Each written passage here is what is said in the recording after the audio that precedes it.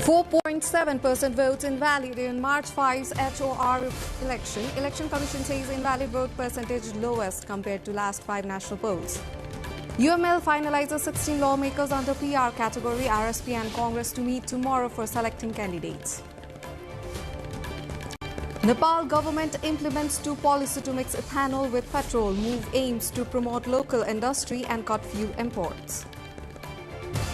Trump vows intense strikes as Middle East conflict heads into third week, adds military targets on Iran's key oil island obliterated.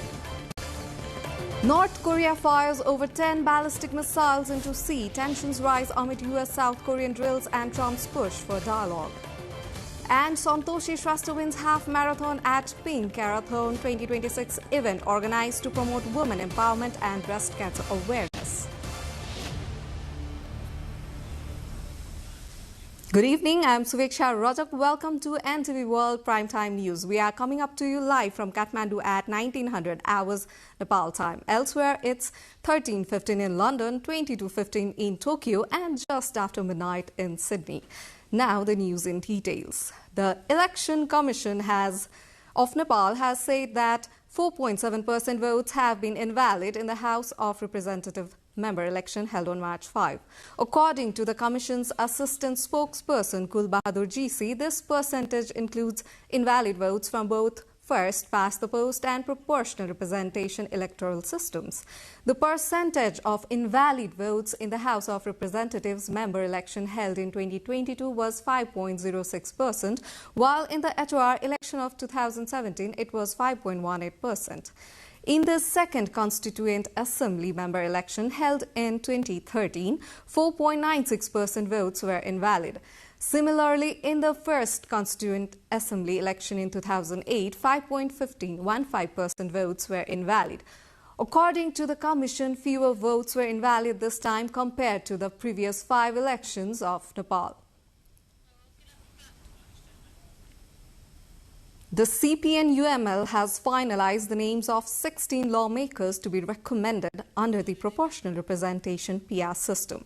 The decision was taken at a secretariat meeting held today at the residence of party chair KP Sharma Oli in Bhaktapur, according to the party's Deputy General Secretary Lekhraj Bhatta. The selected lawmakers represent different communities in line with PR requirements. From the indigenous group, the nominees are Bhumika Subba, Ganga Devi Shrestha, Ram Bahadur Thapa Magar, and Kul Bhakta Shakya. From the Khas Arya category, the party has nominated Padma Aryal, Tuk Bhadra Hamal, Ashuda Kumari Baral, Guru Prasad Baral, and Pushparaj Kandel. Kriparam Rana has been nominated from the Tharu community, while Vishnu Mayabika and Neeta Ghatani represent the Dalit category. From the Madheshi community, the nominees are Ringla Yadav, Yashoda Kumar Yadav, and Chandreshwar Mandal. Sajida Siddiqui has been nominated from the Muslim community. The party is submitting the list to the Election Commission of Nepal for formal approval. Meanwhile, Secretariat meeting and Central Committee meetings of Rashtriya Swatantra Party RSP are scheduled to take place tomorrow. According to the party spokesperson Manish Jha, recommendations for proportional representation PR candidates under the House of Representatives election will be the major agenda of the meeting. Although the meeting was set to be held today, it was rescheduled for Sunday due to a health issue of party chair Rabi Lamechhane. It is noted that the party has emerged as the largest party in both the first past the post and PR elections in the recent voting held under the HOR snap elections 2026. Meanwhile, the Nepali Congress has called its Central Working Committee meeting tomorrow. The meeting will be held at the party's central office Sanepa at 1 p.m. Acting Chief Secretary of the Nepali Congress Central Office Krishna Prasad Dulal shared that the meeting will discuss the issue of selecting members of the House of Representatives based on the number of seats won by the party from among the candidates on the proportional closed list. Now, more news coming up. Let's take a short break here. Now in the other news, the Nepal government has implemented a new policy aimed at introducing ethanol-blended petrol. An order to this effect was published in the National Gazette on Friday. According to the policy, the Nepal Oil Corporation (NOC) must mix up to 10% ethanol in a litre of petrol, depending on availability. The policy aims to promote industries based on domestic raw materials, create employment opportunities, encourage the use of agricultural and biological resources, and reduce energy imports. The order states that the mixing ratio may increase or decrease as required. Molasses, napier grass, agricultural waste, biological materials, straw, maize stalks, wheat stalk, cassava, rotten grains, marcha yeast, and certain chemicals are listed as raw materials for producing ethanol, which will be used as a fuel additive. The use of edible food grains for ethanol production is prohibited. Raw materials used for ethanol production must comply with existing laws, and the ethanol produced must be supplied to the NOC. Similarly, the policy requires producers to implement environmentally friendly measures during ethanol production, comply with established standards, and conduct quality pathology tests in their own laboratories. The price of ethanol will be determined by the government before the start of each fiscal year based on recommendations from the Recommendation Committee. The approved price will come into effect from the first day of the upcoming fiscal year in mid-July.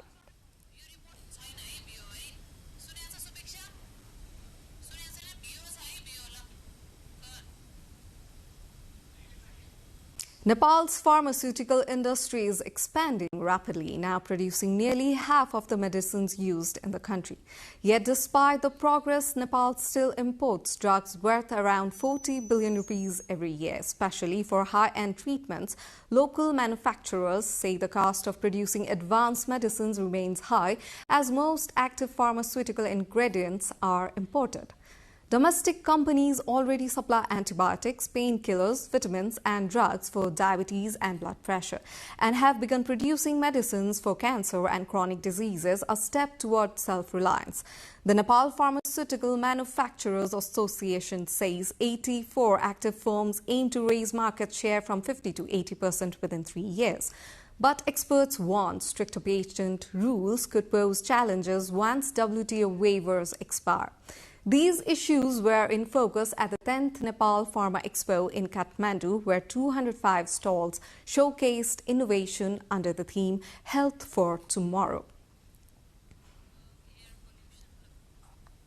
Air pollution has become a growing public health concern in Nepal, particularly in urban areas such as Kathmandu, where smog frequently blankets the valley during the dry season. According to Nepal's Ministry of Health and Population, around 42,000 deaths occur each year due to air pollution, making it one of the country's most serious environmental health risks. Government data shows that about 19% of these deaths occur among children under 5, while roughly 27% affect adults over the age of 70. The World Health Organization recommends an annual average PM2.5 level of no more than 5 micrograms per cubic meter, but pollution levels in many parts of Nepal regularly exceed this guideline. Although Article 30 of Nepal's constitution guarantees citizens the right to live in a clean and healthy environment, rising emissions from vehicles, industry and construction continue to challenge efforts to ensure cleaner air. Nepal's House of Representatives elections held on March 5 were conducted peacefully with around 340,000 temporary security personnel deployed nationwide. After completing 40 days of service, the personnel were formally bid farewell. However, in Dhankuta in eastern Nepal, authorities are planning long-term support for these election police personnel.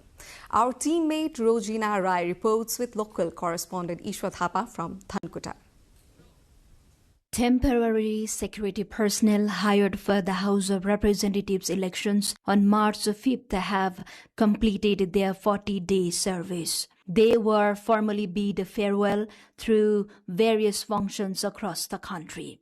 However, in eastern Nepal's Dhankuta, a different scene unfolded as the local government prepared to provide specialized training in various categories to link them to employment and entrepreneurial opportunities. Skill-based training programs tailored to participants' interest and conducted in collaboration with different agencies have been initiated. The training aims to guide former election security personnel toward self-employment and income-generating opportunities. Out of 149,090 security personnel deployed nationwide, 1,085 served in Dhankuta. Many were uncertain about their next steps after completing the 40-day assignment and feared returning to unemployment and daily livelihood struggles. The orientation programs held during the farewell, however, have given them hope and confidence, showing that they can pursue opportunities by enrolling in these specialized trainings under local government. Experts and officials from several institutions under provincial and local government, including the CTVT Agriculture Knowledge Center, National Commercial Agriculture Research Center, Division Forest Office, and the Cottage and Small Industries Office, shared information about opportunities in their respective sectors. Chief District Officer of Dhankuta, Binod Kumar Khatka, stated that the program was organized with the objective of supporting better future for those who contributed to the election process. In coordination with banks and financial institutions, participants were also informed about the concessional loans for their startups. The program is expected to encourage them to engage in agriculture, livestock farming, forest-based production, and small industries. While election security personnel in many areas simply return home after the election period ends, Dhankuta has provided them the opportunity to receive training and develop skills. This initiative aims to transform short-term employment into long-term entrepreneurship and sustainable livelihoods. Rosina Rai with local correspondent Ishwar Thapa from Dhankuta, reporting for NTV World. Before international updates, let's take a short break here.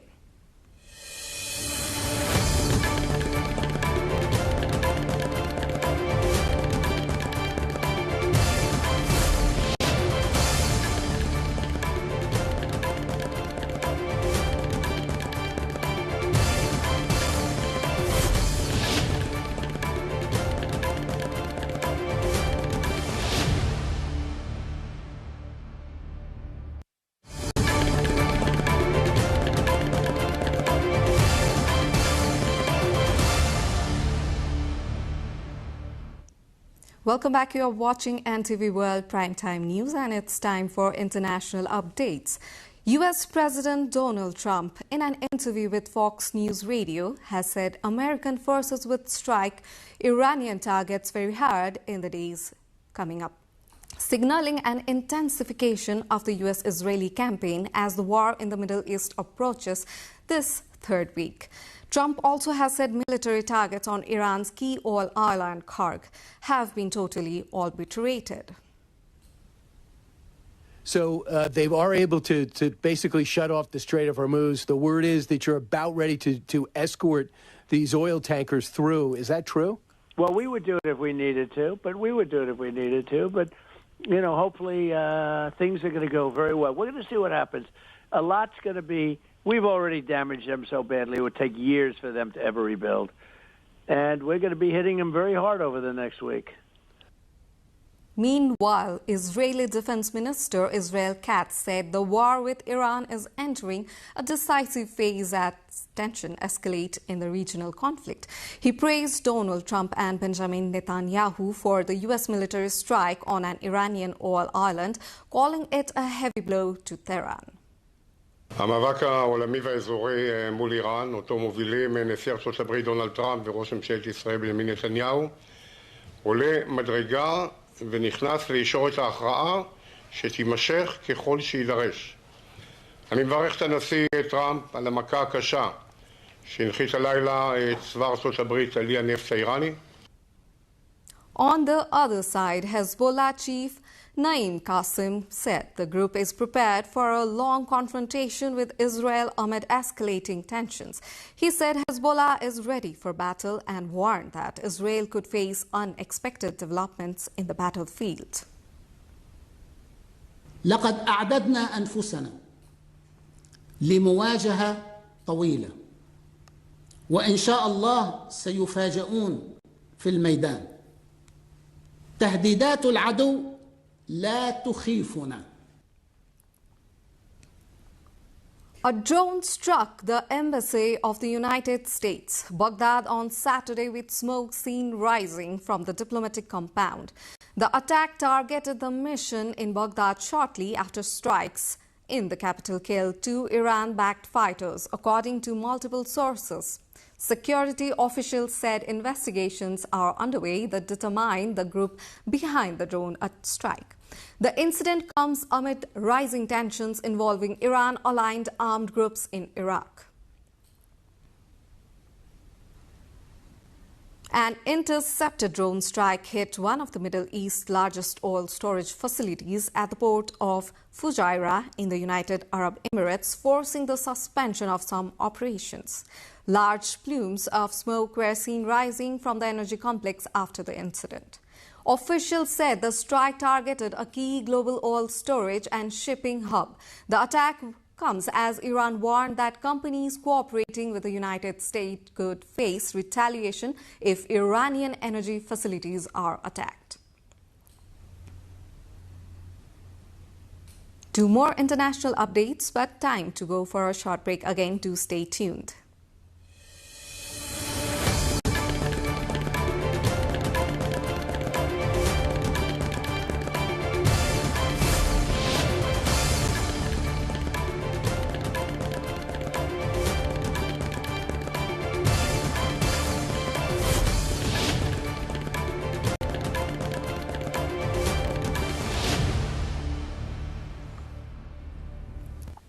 Welcome back. You're watching NTV World Primetime News. Now, North Korea fired more than 10 ballistic missiles into the sea today, South Korea's military said, as the U.S. and South Korean forces conducted military drills and U.S. President Donald Trump renewed overtures toward Pyongyang for dialogue.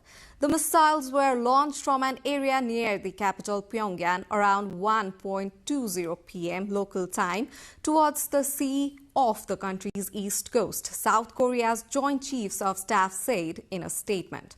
North Korea has test-launched a wide range of ballistic and cruise missiles for more than 2 decades in a push to develop the means to deliver nuclear weapons, which is believed to have successfully built. The latest launch comes as South Korea and Washington launched the annual major drills in South Korea this week, which they say are purely defensive, aimed at testing readiness against military threats from North Korea.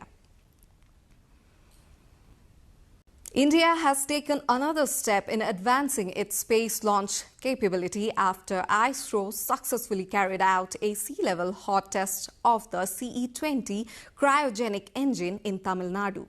Union Minister Jitendra Singh congratulated the Indian Space Research Organization following the successful sea-level of hot test of the CE-20 cryogenic engine at 22-ton thrust. The test was conducted as the ISRO Propulsion Complex in Tamil Nadu.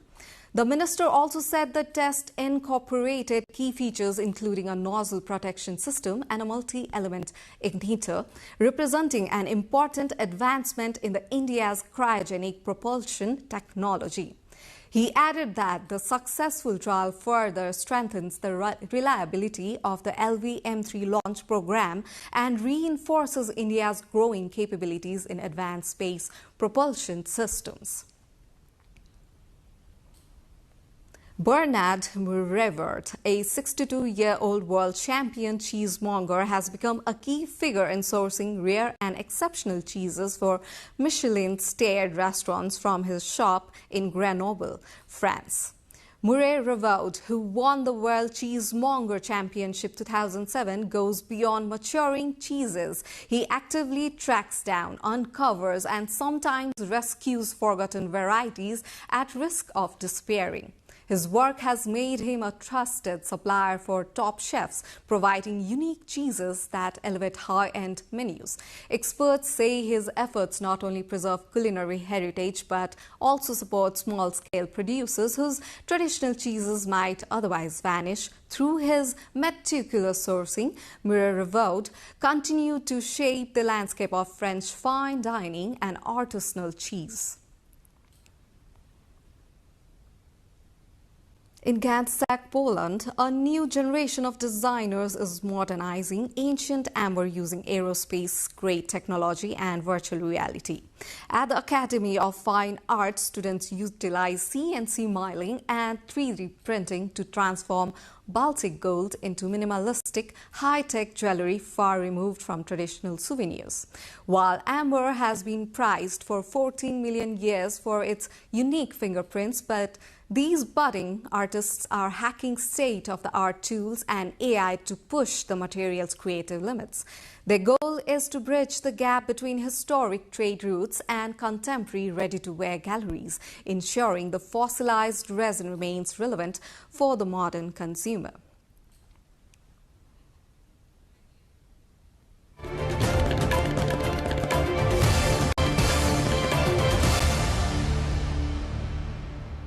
Now to latest from sports.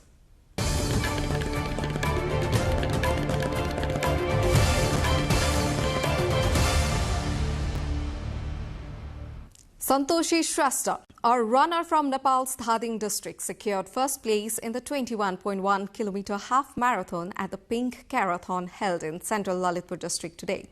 Similarly, Rajya Lakshmi Rawal of the Nepali Army finished second, while Saraswati Bhattrai, also from the Nepali Army, came third under the half-marathon category. The event was organized by the Leisure Port Nepal with an objective of promoting women empowerment and raising awareness about breast cancer.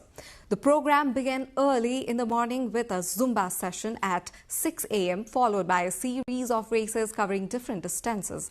It featured a 21.1-kilometer half marathon, a 10-kilometer race, and 5-kilometer and 3-kilometer fun runs to encourage wider public participation.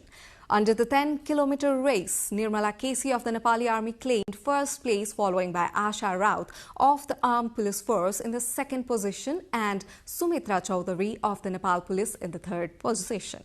Pink Marathon is being organized annually since 2017, said the organizer, adding that more than 1,000 participants attended this year's edition. Aryna Sabalenka and Elena Rybakina are set for a high-stakes rematch in the Indian Wells finals tomorrow. This marks their third championship meeting in just 4 months, with world's number 3 Rybakina holding a strong record in recent final against the top-ranked Sabalenka. Both players cruised through their semi-finals in straight sets to set up this top-tier showdown. Off the court, Sabalenka waited in on the controversial hindrance call involving Jack Draper and Daniil Medvedev. She criticized the current video review process, arguing that players should be required to stop play immediately if they are distracted rather than waiting to see the outcome of the point. Sabalenka heads into Sunday's final aiming for her first Indian Wells title after several previous runner-up finishes.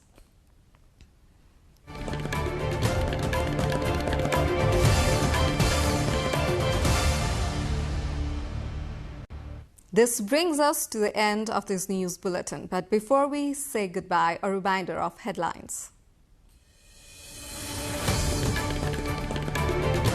4.7% votes invalid in March 5's HOR election. Election Commission says invalid vote percentage lowest compared to last 5 national polls.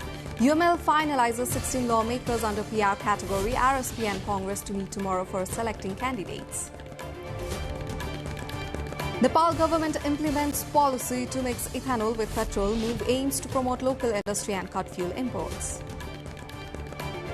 Trump vows intense strikes as Middle East conflict heads into third week, adds military targets on Iran's key oil island obliterated. North Korea fires over 10 ballistic missiles into sea, tensions rise amid US-South Korea drills and Trump's push for dialogue. And Santoshi Shrestha wins half marathon at Pink Marathon 2026 event organized to promote women empowerment and breast cancer awareness. That's it for this edition of NTV World Primetime News. Do join us through our social media and get the latest updates from our official website, nepaltelevision.com. Thank you for staying with us. Have a wonderful evening ahead.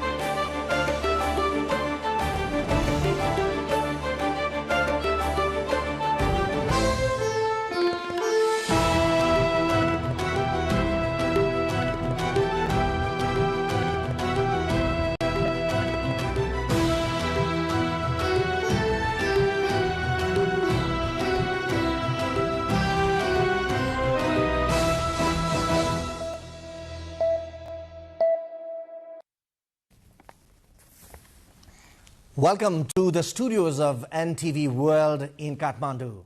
Public Service Broadcasting PSB Nepal's new initiative to make Nepal more visible and audible to the global audience. Welcome on board.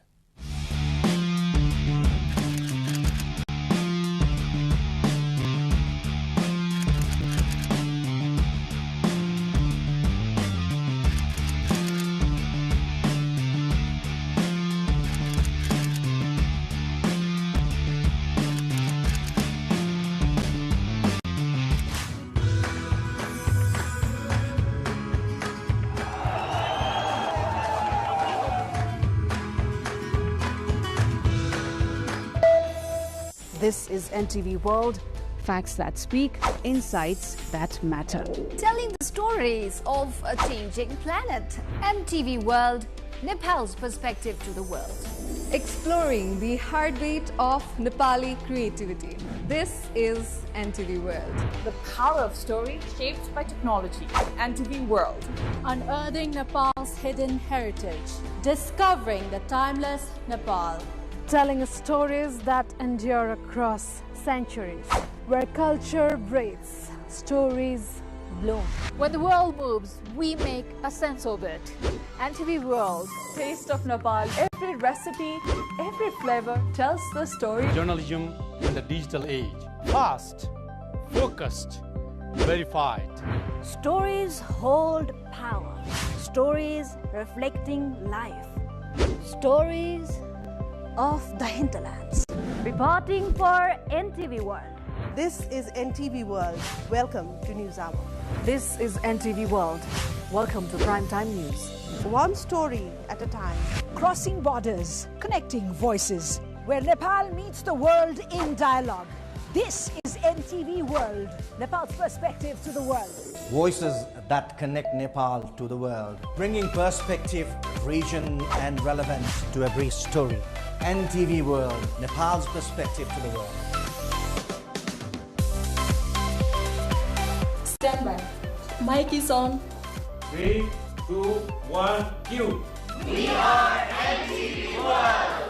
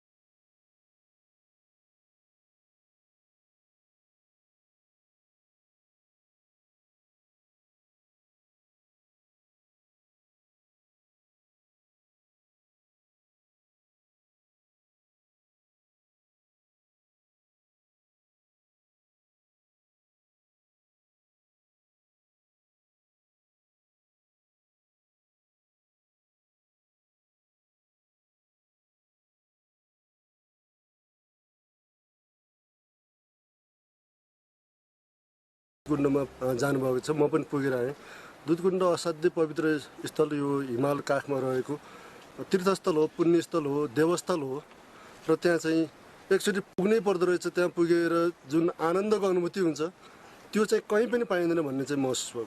आनन्द लाग्यो, मस्त लाग्यो। अनि यो ठाउँमा चाहिँ आएर तपस्या गरेर बस्नु जस्तो जस्तो लाग्यो मलाई। एकदमै राम्रो लाग्यो होइन, प्रकृतिले दिएको रमणीय तीर्थस्थल होइन। जो कोही पनि एकचोटि चाहिँ यहाँ आएर एकचोटि भ्रमण गरेर दर्शन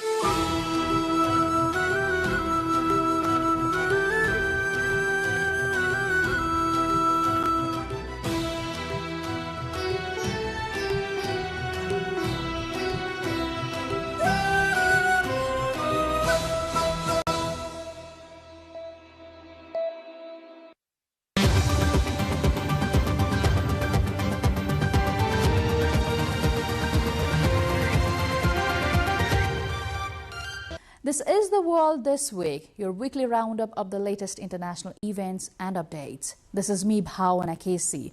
In this edition, we bring you the stories making headlines across the globe, from geopolitical tensions and major political developments to scientific breakthroughs, cultural celebrations, and remarkable human stories.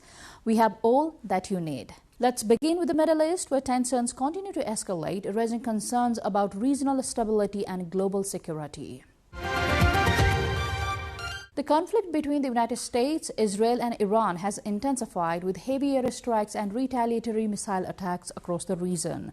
Iran has launched drones and missiles targeting military and energy infrastructures, while US and Israeli forces continue to carry out strikes on Iranian facilities.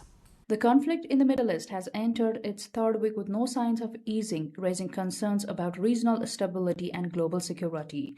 Iran has stepped up attacks targeting energy infrastructure across the region, striking ships near Iraq and well fields in Saudi Arabia. Iranian officials warned that the country could set the region's oil and gas on fire if its own ports or energy facilities were attacked. Iran has launched multiple drone strikes towards Gulf Arab states, including Saudi Arabia, following warnings from its new supreme leader leader Mojtaba Khamenei, who cautioned regional governments against hosting U.S. military bases. Khamenei vowed retaliation for Iranians killed in recent hostilities and dismissed American security guarantees as a lie. In response, U.S. President Donald Trump has threatened significant military action, posting on the social media platform Truth Social that Iran's naval and air forces, along with its leadership, could face devastating consequences. Elsewhere in the region, Saudi Arabia reported intercepting several drones, while debris struck a building in Dubai in the United Arab Emirates, and 4 crew members were killed after a U.S. refueling aircraft crashed over Iraq. The escalating tensions in the Middle East have disrupted energy supply routes and tanker traffic through the crucial shipping lane, pushing global oil prices sharply higher. Oil prices surged above $100 a barrel, while global stock markets crashed after Iran's leader called for blocking the strategic Strait of Hormuz and opening new fronts in the conflict with the United States and Israel. The strategic Strait of Hormuz, sending global oil prices sharply higher and rattling financial markets. The disruption followed attacks on 3 cargo vessels in the Gulf, heightening concerns over the safety of one of the world's most critical oil shipping lanes. In response to the spike in energy prices, the United States has announced plans to loosen sanctions on countries purchasing Russian oil transported by sea in an effort to stabilize markets. Oil prices surged past $100 per barrel, while global stock markets declined amid growing fears of prolonged instability in the region. The spike came after Iran's leader called for blocking the Strait of Hormuz and opening new fronts in the conflict involving the United States and Israel, further intensifying geopolitical uncertainty. It is warned that any sustained disruption in the Strait of Hormuz, a vital corridor for global energy supplies, could have significant consequences for oil markets, inflation, and the broader global economy. 56-year-old Mojtaba Khamenei has become Iran's new supreme leader after Iran's Assembly of Experts selected him following the death of his father Ayatollah Ali Khamenei. He has vowed to maintain a hardline stance in the Middle East conflict, including keeping the strategic Strait of Hormuz closed to pressure the United States and Israel. The leadership transition comes amid soaring regional tensions, raising fresh concerns about global energy markets and geopolitical stability. Mojtaba Khamenei, the son of late Iranian supreme leader Ayatollah Ali Khamenei, has been appointed to succeed his father as the new head of the Islamic Republic. The younger Khamenei was named supreme leader by the top clerical body, the Assembly of Experts, in a statement published shortly after midnight on Monday in Iran. Other contenders for the top position had included Ali Reza Arafi, one of 3 members of the interim council running the country, hardliner Mohsen Araki, and even Hassan Khomeini, the grandson of the founder of the Islamic Republic in 1979. But ultimately, the assembly settled on 56-year-old Mojtaba Khamenei, born on 8th September 1969 in the holy city of Mashhad in eastern Iran. Mojtaba Khamenei is one of 6 children of the late supreme leader. His father was killed aged 86 just over a week ago in Tehran, became supreme leader in 1989. He is the only child of the former supreme leader to hold a public position despite having no official post. He is regarded as close to conservatives, notably because of his ties with the Revolutionary Guard, the ideological arm of the Islamic Republic's military. The U.S. Treasury Department imposed sanctions on Mojtaba Khamenei in 2019 during President Donald Trump's first term, saying he represented the supreme leader despite never being elected or appointed to a government position aside from work in the office of his father. U.S. President Donald Trump has reacted cautiously to Iran appointing Mojtaba Khamenei as the new supreme leader, saying he is not happy and will decide the war's course with Israeli Prime Minister Benjamin Netanyahu. Israel has warned the new leader could be a target as the U.S.-Iran conflict escalates. China has approved a new 5-year economic blueprint that could reshape the future of the world's second-largest economy. The plan signals a major shift towards artificial intelligence, advanced manufacturing, and stronger domestic production as Beijing moves away from its traditional reliance on property and infrastructure. 5-year plans have historically shaped China's economic transformation, but experts say this one may mark a turning point. For more than 4 decades, China's rapid rise was powered by infrastructure construction, export manufacturing, and a booming property sector. That model is now under strain. Economic growth has slowed, the real estate market has weakened, and China's population is beginning to shrink. Against that backdrop, the government has set an annual growth target of around 4.5 to 5%, the lowest range China has seen since the early 1990s. The new plan therefore signals a structural shift in how China intends to grow. Instead of relying primarily on construction and exports, Beijing says the next phase will depend on innovation, advanced technology, and stronger consumer spending. Artificial intelligence sits at the center of that strategy. Officials say AI will be integrated across the economy, from factories and logistics network to healthcare systems and urban infrastructure. Research and development spending is expected to rise by more than 7% annually as China pushes to strengthen domestic capabilities in areas such as semiconductors, quantum computing, and smart manufacturing. This reflects another key priority: technological self-reliance. Amid growing technology competition with the United States and the restrictions on advanced chips, Beijing is accelerating efforts to build its own innovation ecosystem. At the same time, policymakers want Chinese consumers to play a larger role in economic growth. Household consumption currently accounts for about 40% of China's GDP, far below the global average. Officials say they want to increase that share by the end of the decade. To do that, the government plans policies aimed at raising incomes and reducing the financial pressures that make families reluctant to spend.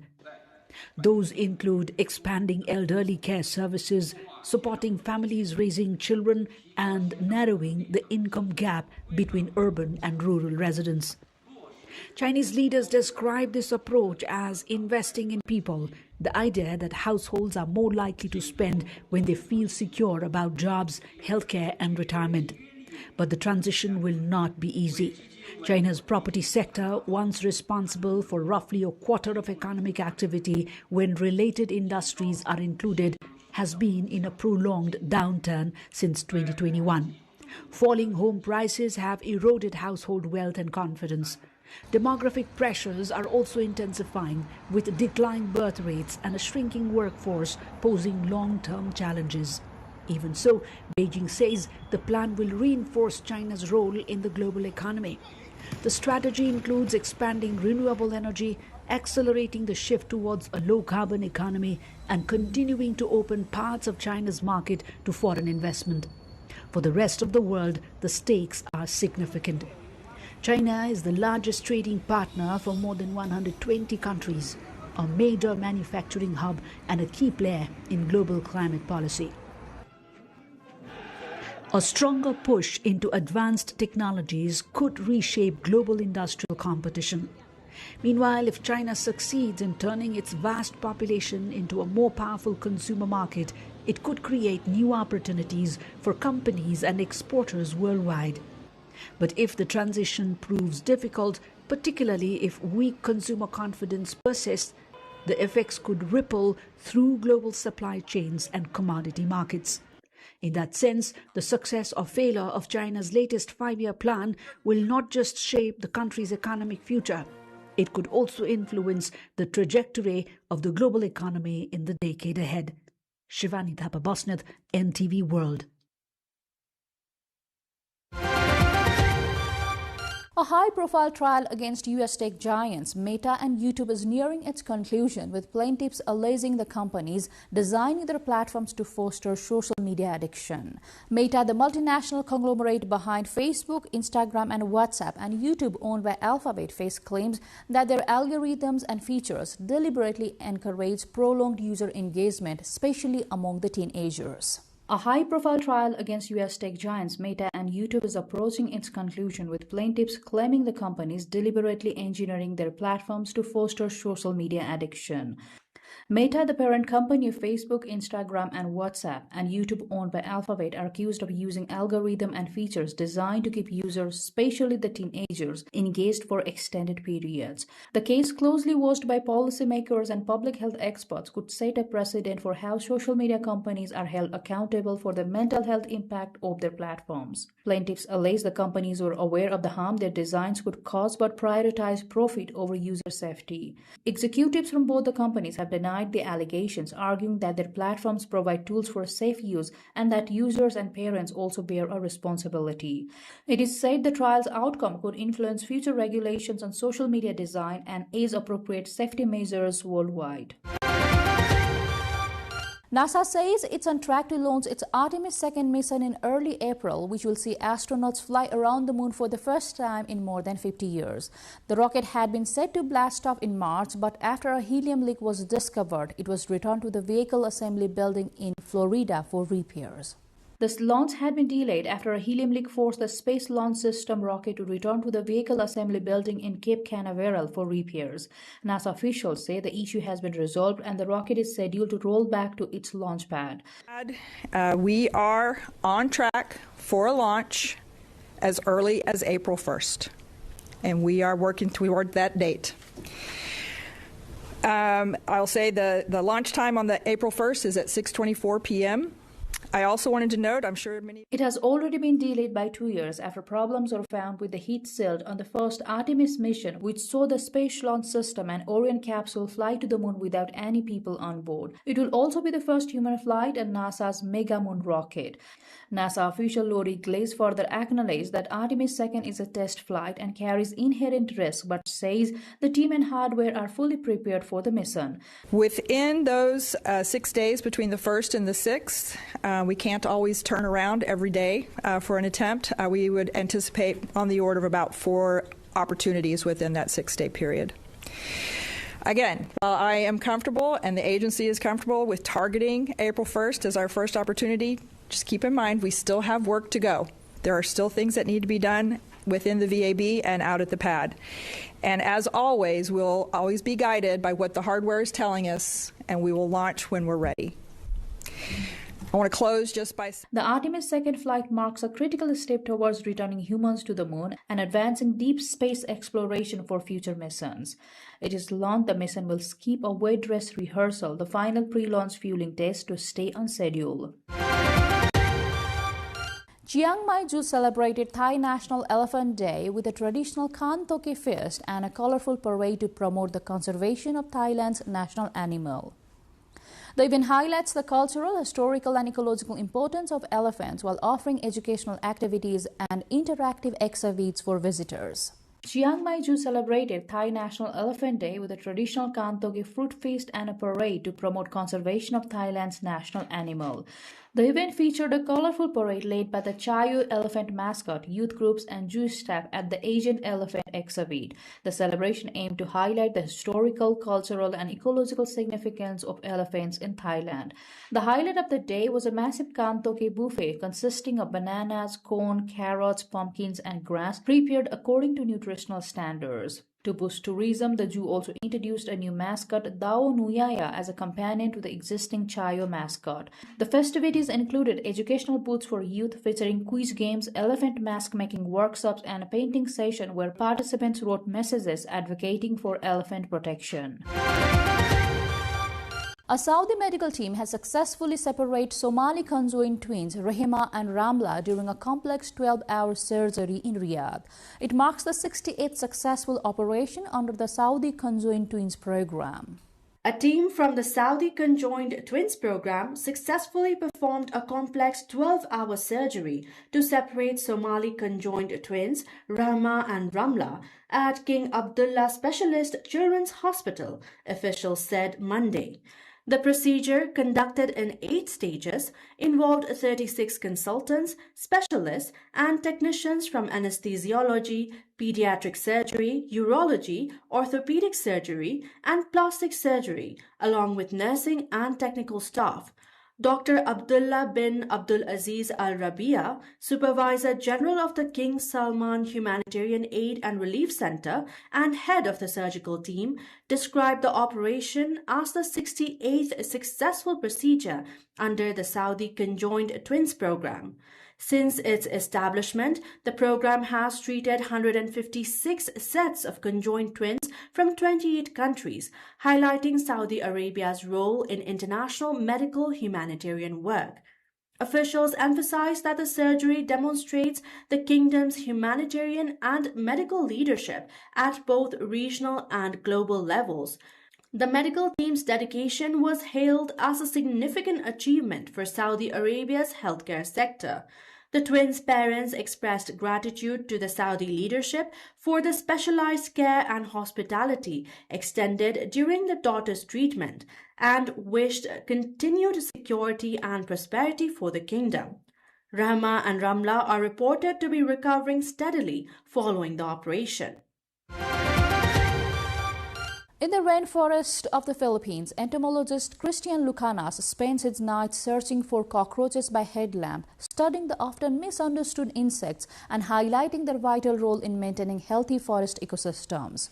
In the dense rainforest of the Philippines, entomologist Christian Lucanas conducts nocturnal fieldwork using a headlamp to locate and collect cockroaches by hand. At the age of 31, Lucanas is recognized as the country's sole specialist on the insect, which he says plays a crucial role in maintaining healthy ecosystems. Lucanas spends long hours in remote forest areas meticulously documenting different species and their behaviors to better understand their ecological roles. The scientists emphasize that cockroaches are essential decomposers and a key food source for birds, spiders, and other wildlife. He calls for increased attention to the study and conservation of cockroaches, arguing that their ecological contributions are undervalued by their ubiquity. He also advocates for public education, aiming to shift perceptions of cockroaches from pests to vital contributors in nutrient cycling and food webs. Conservationists note that protecting even less charismatic species like cockroaches is vital to preserving biodiversity and sustaining the balance of tropical rainforest ecosystems. In the historic city of Gaziantep, Turkish craftsman Mustafa Demir has turned his passion for forging traditional swords into a successful business, crafting handmade blades using centuries-old Ottoman techniques that now attract collectors and movie producers from around the world. A man in Turkey's Gaziantep has transformed his hobby of making swords into a thriving profession, drawing attention from collectors and media producers around the world. Mustafa Demir began crafting swords as a pastime after being inspired by historical television series. Over time, the hobby evolved into a full-time profession, with Demir employing traditional Ottoman-era techniques, including the use of acid etching to create each piece. Producing a single sword takes an average of 4 days, reflecting the meticulous craftsmanship involved. The swords are custom-designed, combining historical accuracy with artistic detail, which has made them highly sought after internationally. Collectors, as well as television and movie producers, regularly seek out Demir's work. His swords are particularly popular in Europe and the Middle East, where demand continues to grow. The Ho Chi Minh City Ao Dai Festival in Vietnam brought a vibrant display of Ao Dai to runway as designers unveiled hundreds of traditional and modern creations celebrating Vietnam's rich silk heritage and cultural identity during the 2026 celebration themed Golden Silk Threads. Vietnam hosted the Ho Chi Minh City Ao Dai Festival, showcasing hundreds of traditional Ao Dai, the national dress of Vietnam, in a vibrant celebration of the country's cultural heritage. This year's event was inspired by the theme Golden Silk Threads, with designers showcasing creations that celebrate Vietnam's silk heritage while reflecting the landscapes, traditions, and cultural identity of the country's 3 regions. The presentation was structured into 3 chapters: the thread of time, the flow of heritage, the thread of connection, the city of light, and weaving aspirations. Organizers said the program highlights not only Vietnam's cultural heritage, but also the spirit of friendship and cultural exchange between Vietnam and other countries. The annual festival is one of the city's major cultural events, aimed at promoting the Ao Dai as a symbol of Vietnamese identity, while supporting tourism and the country's fashion and textile industries. Well, this brings us to the end of this episode of The World This Week. We hope you enjoyed as much as we did bringing it to you. We shall see you again next week with a new episode. Also, do follow us on our website www.nepaltelevision.com, our social media handles as well as our YouTube channel. Till then, take care and bye-bye.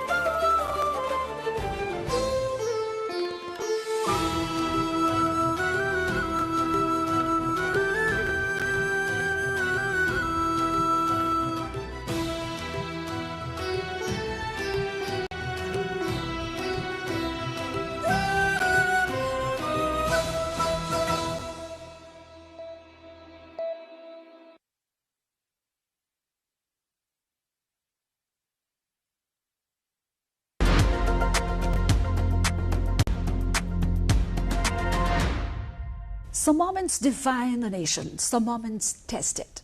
Tonight in Geopod, we discuss those very moments. I'm Shivani Thapa-Bosnet. For democracies, transitions are milestones. For states, they are moments of risk. Authority fragments, uncertainty expands, and hesitation carries a cost. Nepal is in one such moment. in a world less tolerant of ambiguity, especially for small states. Tonight on Geopod, we're not discussing politics. We are examining authority in transition. And joining me is security analyst Jianzheng Thapa, and we begin with a simple but uncomfortable question. Is Nepal managing this transition, or simply moving through it, hoping for the best? Welcome to the show, Mr. Thapa. Thank you so much. As an expert of security, as you are, from security perspective, transitions are often moments when authorities is shared, borrowed or contested. Let me come to the very core question. Who in Nepal today holds the authority to decide, act and enforce? And where does that authority become uncertain? First of all, thank you so much for having me on your show. Second, let me begin with a disclaimer. So I'm not here, I don't represent any groups or organizations, so whatever I say here are my personal viewpoints. The second part about my disclaimer is I'm not here to tell you the truth. I'm here to tell you, share with you my perspective. Because as you know, truth has various gradients. Your truth, my truth, the absolute truth, the temporary truth, right? And multiple truths. Multiple truths. And so I'll just share with you some of my perspectives based on my education, my experience. So in terms of transition, the transitional authority, I think we need to first examine where authority is derived, at least from a state-centric perspective. There's a constitutional element to it. There's sometimes a legal element to it. Sometimes there's moral authority. But most of the times, state has something called the monopoly of force. The social contract between the governed and the government is derived from that social contract. And the social contract usually has that element of force. At the moment, I think the way we need to look at it, whatever happened, the Zenzi revolt and the subsequent government that was formed, I think you were trying to ask me about that. So if you examine that process, the way I think we should look at it is internally, I think the government has been accepted. Internationally, it's been recognized. But constitutionally, it's not recognized. So that's the state of authority of the government at this point. The monopoly of violence or force, I think, still rests with the army and the security forces because they're still existent, they're still functional. But there's this very ambiguous nature in terms of who authorizes the monopoly of violence. The best way to describe that is the position or the portfolio of the chief district officer, right? Because we have debated, discussed about the Zenzi revolt, and we've always questioned who actually authorized the police to fire upon the protesters. And the accusation or the allegation has been leveled against the CDO. So there is this ambiguity and that level of question mark, especially in terms of where does the CDO come in and whether the CDO is actually recognized by our constitution or not. So there are these blurry lines, but there are also these distinct features such as the internal acceptance and the international recognition. How much ambiguity itself is a risk to vulnerability to a state, Mr. Thapa? It is because it's based on acceptance. The way the state functions is whoever governs has to have a majority acceptance rate. The majority has to accept whoever governs. So that social contract is derived from the acceptance by the governed. At this point, it is very difficult to tell because we cannot calibrate what is the level of acceptance at this point. There was a revolt. There was apparently an online selection process. We don't know how it was done. But there was a distillation process that brought a candidate to the fore. Mm-hmm. And that person was selected and was later appointed as the prime minister. And then that prime minister went on to select few other ministers. So that has been the process. For example, the previous entities or people that were part of the government have repeatedly said some of them have recognized it, others have not recognized it. I think that's the status quo at this point. But like I said, internally it's, I think, more or less accepted. Internationally it's been more or less recognized. Mm-hmm. So a lot of water has flown after all those episodes that we were witness to, right? If you look around, just to pan through, there's a lot of caution in the air. Sure. Amongst, in and around all these stakeholders. So just out of curiosity, what does the security lens say? At what point does institutional caution stop stabilizing the system and rather, weakens it? If I got your question right, you're asking about how the institutions are looking at the situation. How right? much caution is okay for a system to work? I think caution is not the right word. I think preparation is the right word for a system, because when you look at a system, the system prepares for these scenarios, anticipates change, and anticipates the threats that bedevil our system. So the institutions are built to anticipate these changes, these upheavals, these also look at the opportunities that actually arise from the contextual changes. So I think the best way to sort of describe the institutional framework in terms of anticipating a future is preparation. Are our institutions prepared for it? To a certain extent, some of them are, some of them aren't. I think, but the most prepared and the most endowed institution is definitely the Nepali Army. We saw that quite clearly during the Zenzi revolt as well. The level of professionalism, the level of restraint, the level of mobilization, and the level of outcome that was that we witnessed was unprecedented. One thing that I can basically attest to is the fact that the Nepali Army has always been our crisis manager in every single crisis, and it has gotten us out of all these crises. If you go back to 2015, during the blockade, it was the military diplomacy that got us out of the blockade. And right before that was a major earthquake. The Army deployed within 30 minutes because everyone was assembled at the Army headquarters when our bureaucracy was missing, our political class was missing, every other entity of the government was missing, but the Army, along with two of the sister organizations, came to the fore. COVID, if you look at COVID was a massive crisis for us. The Army got us out of that crisis in multiple ways, all the way from dead body management, because it's not the role of the Army to do dead body management. It shouldered that responsibility because no one else was willing to take it. Right? It was a very scary prospect, but they shouldered that. But the one thing that basically tells us, even during COVID, that the Army became the most reliable institution was when the three major powers, the ambassadors, the envoys of all three major powers, were hell-bent on providing their assistance to the Army chief rather than to the Ministry of Health or the Prime Minister's office. The Chinese, the Americans, and the Indians would not give the COVID assistance to anybody within the government, but only to the Army chief, because they said, if we don't give it to the Army, this assistance is going to go to waste. Then fast forward to the Zenzi revolt. The level of professionalism that they demonstrated during that episode is something that the world is studying today.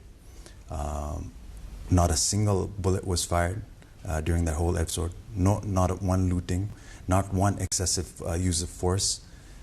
But they got us out of it within like 48 hours after all that took place. So I think Army as an institution, I think I've always maintained that they're prepared better than the others. But also they also have a lot of gaps, I think, in terms of, especially in terms of the capability gaps. The Army, I don't think, has been provided vehicles for the last 7 years. Our air assets were quite lacking in that front. So, but overall, I think it's the preparation. The kind of picture that you portray right now, not everybody shares the same view, right? Sure. So if you could shed more light on this, where exactly or when exactly a line is drawn as to when to act? Because in situations like this, there is always this big dilemma for any state or for any institutions as to when to act. Sometimes earlier action causes consequences. Sure. Sometimes a delayed one causes consequences. So what is there anything in black and white that draws that line as to when that action should begin? It's about decision making, right? This whole process is about when do you make the decisions and what do you make, what brings you to that decision point, I think is the main question. So when the state or the institutions act, they act on certain premises. For example, assumptions. They're based on assumptions. And they're also based on options, right? So the way the decision making is made, at least at the government level, is you have certain assumptions, you have certain options, and there are consequences to all of those options or those assumptions. So whoever decides, ultimately decides based on these three variables. The other part about decision making is we as humans, we make decisions almost on a daily basis. For example, my decision to come here to give an interview is based on a certain assumption and based on a certain consequence. But those that are part of the greater strategic decision-making circle, they need to have that level of training, that education, that experience, so that they are able to decide on our behalf at those critical moments. And the decision-making is always, I think, based on, it's on accountability as well. You have to be accountable to the people. And it has to be proportionate, right? And also cost-effective. So every decision has a cost associated with it. You cannot make a decision that will cost too much to the state, to our treasury, not just in terms of the money, but also in terms of the outcomes. So there isn't actually like a finite way of decision making. It's just based on these three variables, which change because the assumptions can change, the consequences can change, and the options can change. So it's really depends on all of these factors combined. I think the cumulative result of all of this. Who ultimately decides when restraints give way to intervention? Is it political leadership or is it the security command? What does a standard practice or our national policy premise say? So usually there's something called a national security culture. Every state should have one. We unfortunately don't have one. There's something called a National Security Council, which is right across from the studio. But it has remained dormant for ever since, meaning we don't have that national security culture. We did appoint a national security advisor some months ago, but then he resigned, and that's the end of it. The policy making, the decisions are basically it's a two-way street because decisions are based on the assumption and the options provided by the security institutions. For example, the Prime Minister is not going to be aware of everything that happens in the country, so he has to be fed by the system, and the system is the institutions that actually gather that and analyze it and then present it to them. So it's a two-way street. I don't think it's the Prime Minister is calling the shots all the time, or it's the security institutions bulldozing their agenda. So it's, I think, somewhere in the middle. I don't think it's a finite, distinct line in that. But in a democratic society, it's always the elected officials that ultimately are supposed to call the shots. Based on apparatus together, right? Yes. That's exactly what you meant. Now, from the security doctrine perspective, was this restraint again a deliberate strategic choice? I mean, it's very difficult to sort of come to a conclusion because we don't have evidence in terms of what actually happened behind the closed doors. But from what we witnessed on that day, I think it was a strategic choice that was made, strategic restraint that actually enabled whatever happened after that, consequently, because there were a lot of ambiguities. From what I've heard, the decision-making was not, at least from the Prime Minister's level. For example, what I heard was the Prime Minister was advised that this was coming, so a curfew at an earlier hour possibly could have avoided that. Him going on the national television basically apologizing or, you know, owning to that particular incident, the prior incident. And more than that, I think it's the failure of the intelligence apparatus as well, and the political circle, especially the Prime Minister and the people in the government, not subscribing to the intelligence reports that were fed previously, saying that this day was all forthcoming, one way or the other. From what I know from my sources, I think the army and the intelligence had at one point, or had been telling the government that we could be facing another round of revolt or this kind of episode, since we had seen some things that happened in Pakistan, Sri Lanka, Bangladesh. So it was going almost like a full circle. And it could eventually come because there was a lot of resentment, a lot of grievances. But it seems like the people did not heed to those intelligence reports. And this is what we saw. But I think going back to what you asked me about restraint, I think it was a strategic choice, which if you look at it now, has enabled us, especially you and I, to sit together and have this interview in this manner. Or else I don't know what would have happened after that. I mean, I'm glad to see that the studio still remains intact, whereas some of the buildings were burnt in the front, I think. But that was a result of a conscious choice that was made by the Nepalese army and the manner in which they mobilized. So thanks to them. So you as a security analyst would term it a strategy gone right? I would say so, because I think there's been a lot of allegation, especially against the army, saying that they were not able to safeguard or protect a lot of these vital installations, why they were not able to do that. I think we're asking the wrong question. The question we need to be asking is, how could an army of a third world country operate in a manner where they were able to stabilize the most destructive episode in our national history within like 48 hours, give the power back to the civilians, stabilize the situation, and not have any other untoward incident after they stabilize the situation. How were they able to do it? What allowed them not to have that power lust? What allowed the soldiers not to be trigger happy? What allowed that level of restraint and professionalism after such an opportunity, which landed in the chief's lap? Meaning, had it been any other country, which we have seen in Africa, the power has been grabbed by the military leaders. But how is it that a country or a military of the size, the scope, be able to deliver this unprecedented sort of outcome? This is unprecedented in terms of global history. And as far as I know, many militaries around the world today, and I can tell you with utmost confidence and conviction, that they are studying the Nepalese army's stabilization effort throughout the world. We're just asking the wrong question.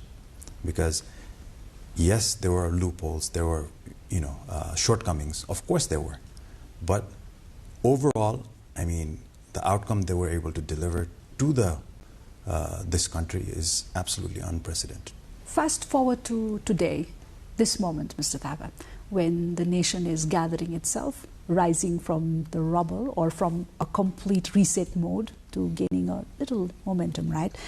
From security point of view, certainly planning is ultimately about prioritization, because if you prioritize everything, none truly becomes, right? So if you were advising the state today at this moment, what would you identify as the strongest, most serious security risk during this phase of transition?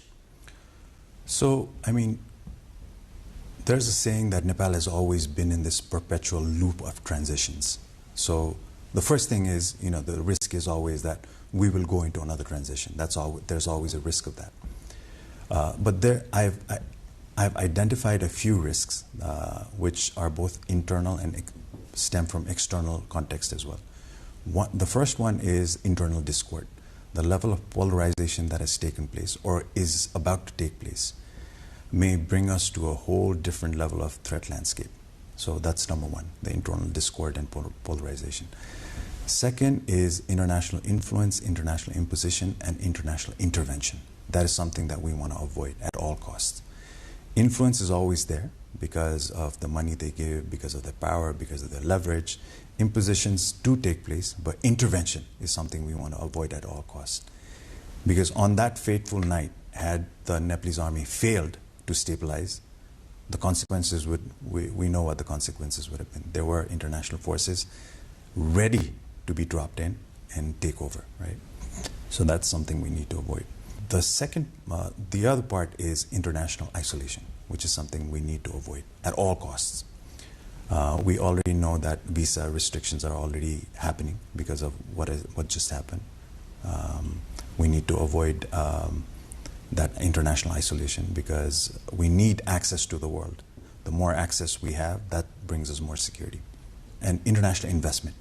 We don't want international investors to, divest from our economy. We want more people to come in, invest freely, and we want more international investment to come in. There's also this thing I'm sure you've heard about, FATF. We're already on that gray list. We need to avoid getting on that blacklist because we're in this transition phase. Everything is, sort of not steady. So hope the government focuses on that because if we get on the blacklist, then we're going to have a lot of difficulties. During transition, when the authority has eroded, there's always this element of criminality that comes in. So we want to avoid being a safe haven for criminals, terrorist groups, or any other nefarious groups that may be inimical to our national interest or the national interest of our neighbors. How do you see this? Are the quieter structural risks being overlooked because visible unrest commands attention? At this point, we do have a very combustible external environment. We also have a very combustible internal environment as well because the society is polarized in multiple fault lines. So we have, we have religious fault lines, we have regional fault lines, we have political fault lines. So the number of fault lines that afflict this particular nation and at this particular point are quite a few. And it comes also at a time when our public security system is at the weakest. Let's not forget the day when all our police personnel were, driven out of the police stations, chased out. Their guns were looted. Still probably 500 still out in the streets. The inmates escaped. Almost 14,000 of them escaped. We still have to bring back almost 5,000. So that's the context that we're currently operating. So that brings about a massive challenge that we have not sort of endured ever in our national history. And it's even worse than the time when the Maoists were there because on a single day, the level of displacement of the national police and the APF to a certain extent was massive. But there's also a good side to that story is in Bangladesh, a similar thing happened. But in Bangladesh, the police did not show up for almost a year. And the number of policemen that were killed after the uprising, they're estimating in thousands, right? So that public security system completely collapsed. Whereas in our case, the police, one of the most iconic pictures was this traffic policeman who came for his duty in his civis, right, in his civilian attire, because his uniform had been stolen or robbed, and he's doing his duty in flip-flops. That's the situation. Our police is back on track, but we also have a lot of shortcomings. The Nepal police is, I think, has a huge capability gap because for the police, it's about response. So when you ask the police to come, they have to respond, and for them to respond, they have to go to the place where the incident took place. And most of the vehicles have all been torched. The bikes have been torched. So now they have a huge capability gap in terms of response. And that's something we have not ever been able to fulfill very quickly. Even if you look at, from a public security point of view, the biggest risk is a traffic accident. The number of lives that our lost due to traffic accidents are the highest. At this point, most of our traffic policemen are in a very vulnerable stage because there's no traffic outpost for these guys. So they're in the middle of the street. They remain quite unprotected. So that's still, ongoing. But coming back to the police, I think their capability gap needs to be addressed very quickly, especially in terms of vehicles, in terms of other, equipment, gadgets, training, of course. How do you weigh this, the street mobilization versus the institutional paralysis? How is this going to have a toll on the authorities at this point of time? If you look back at our history, we have had these upheavals in the past, but we have not witnessed anything like this before, because we drafted a very inclusive, what we labeled it as a very inclusive constitution. But there are loopholes even in the constitution for scenarios like something like this. And let me explain, give you an example.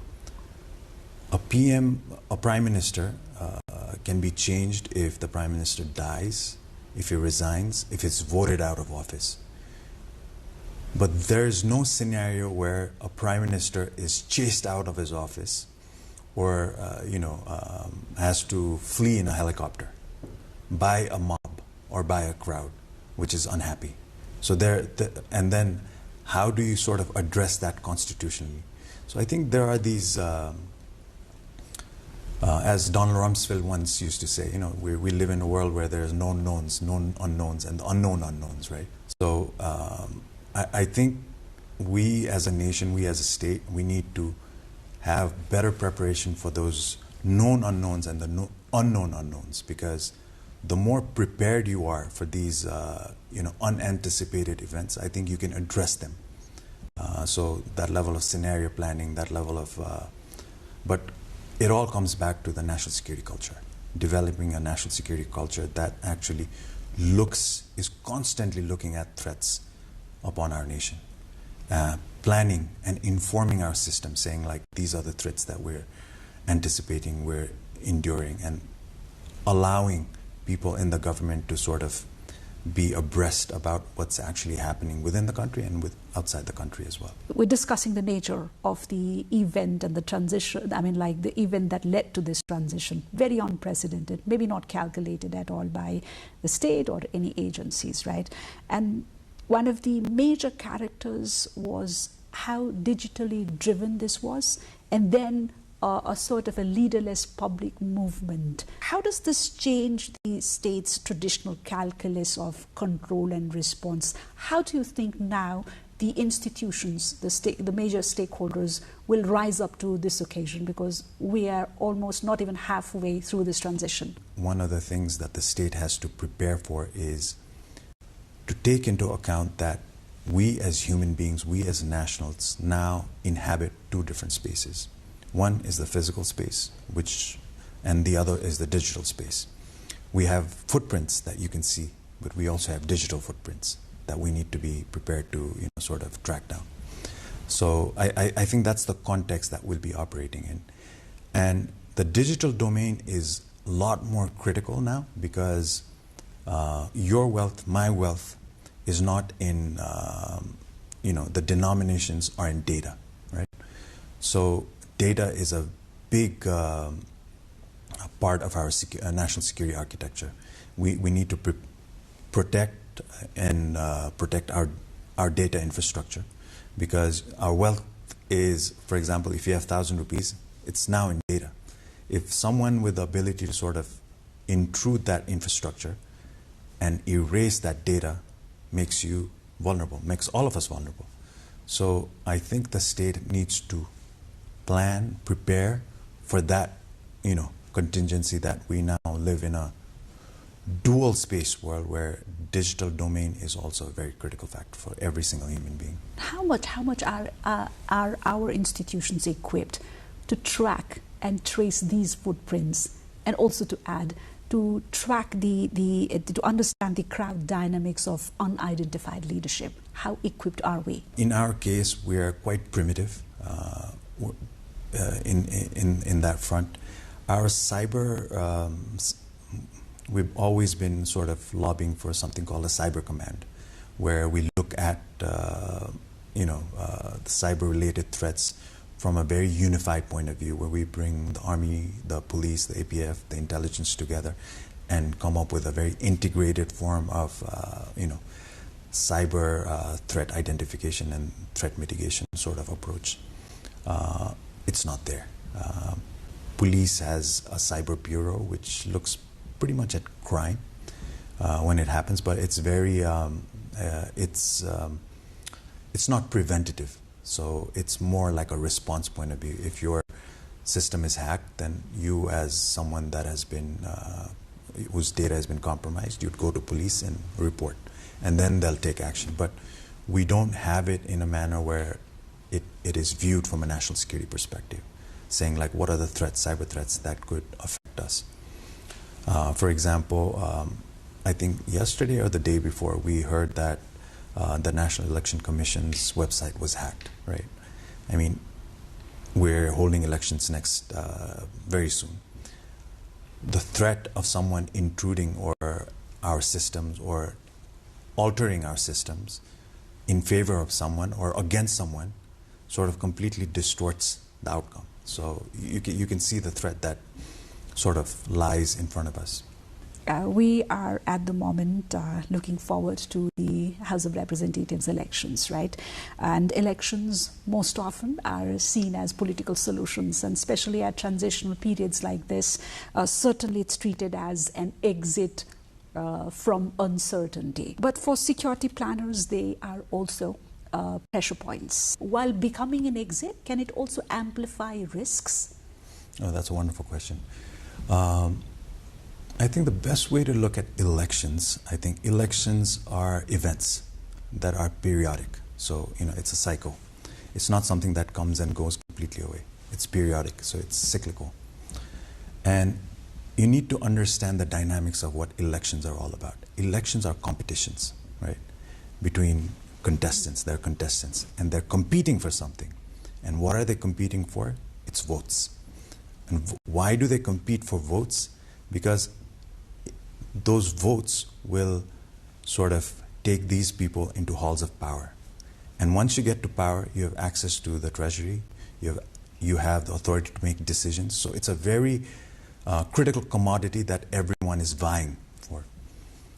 And so inherently by nature, elections are supposed to be a competition. Competition can always lead to conflict, right?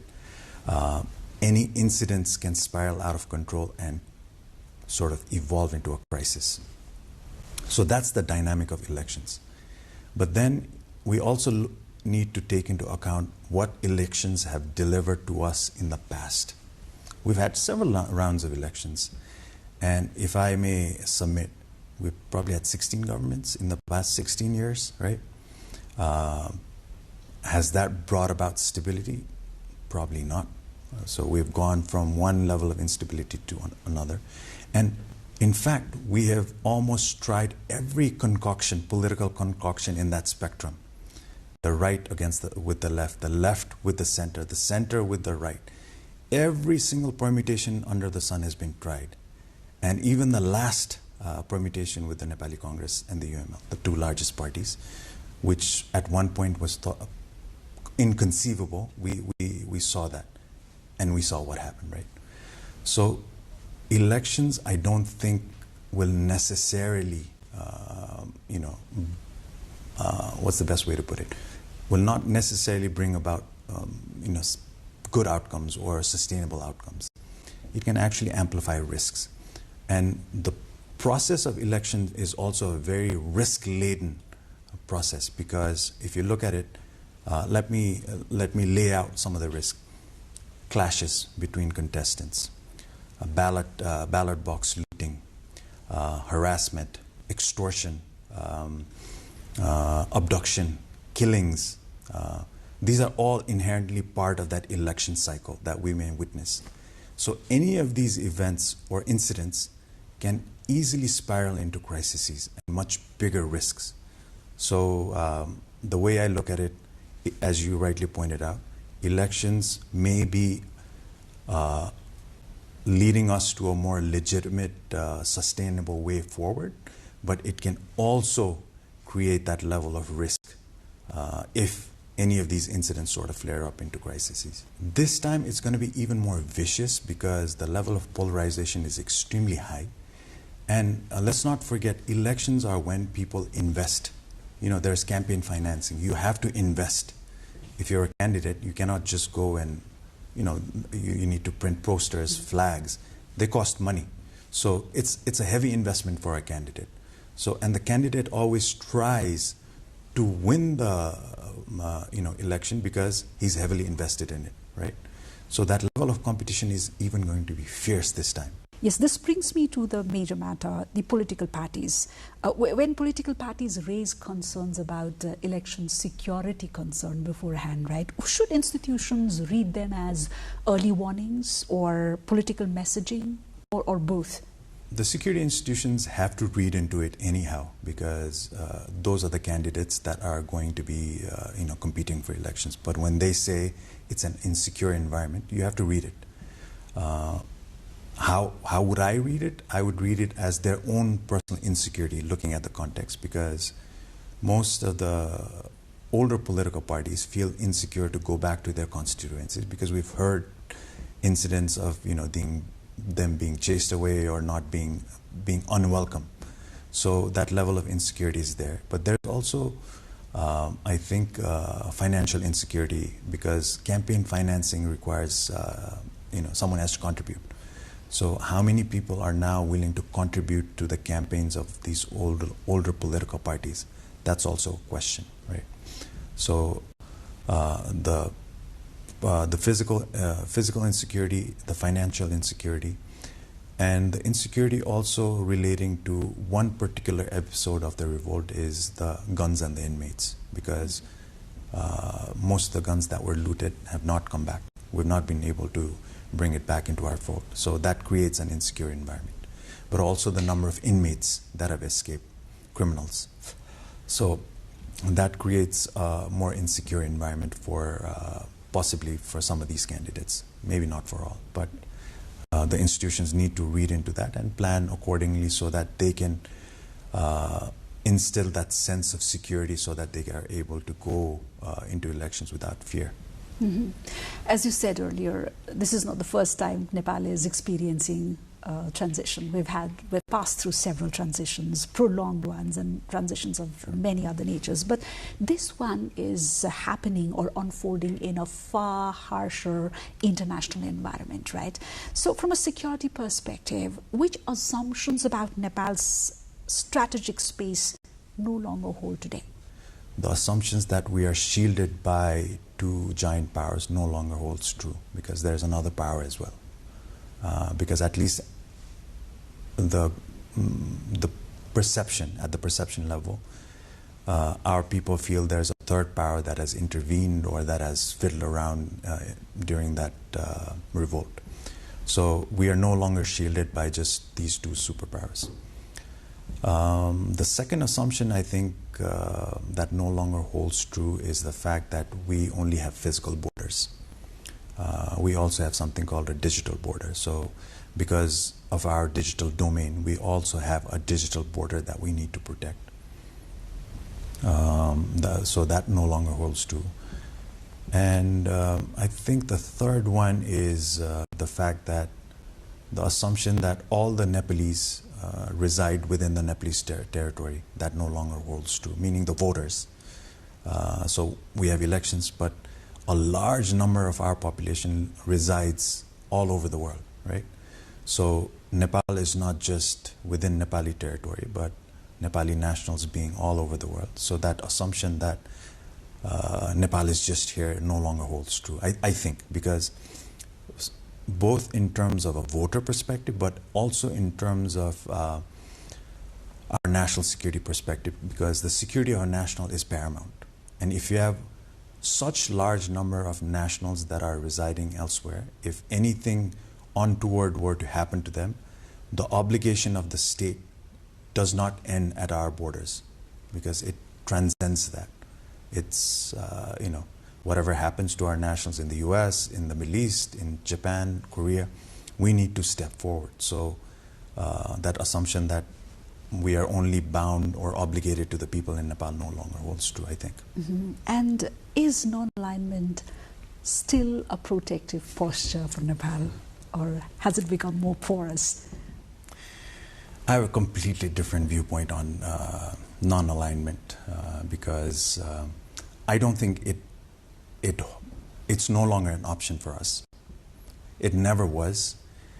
I think non-alignment is something we as a nation, we were very good at putting up a facade, saying that we are part of the non-aligned movement, we are non-aligned, you know.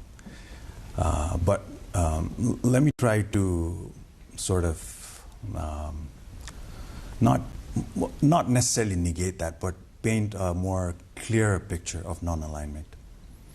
We are the only country on this planet whereby we allow our nationals to serve in the armed forces of 2 nuclear countries through an agreement. And you know who the 2 countries are, right? The Indians and the Brits. So for the Brits, we've been doing for hundreds of years. We have something called a tripartite agreement,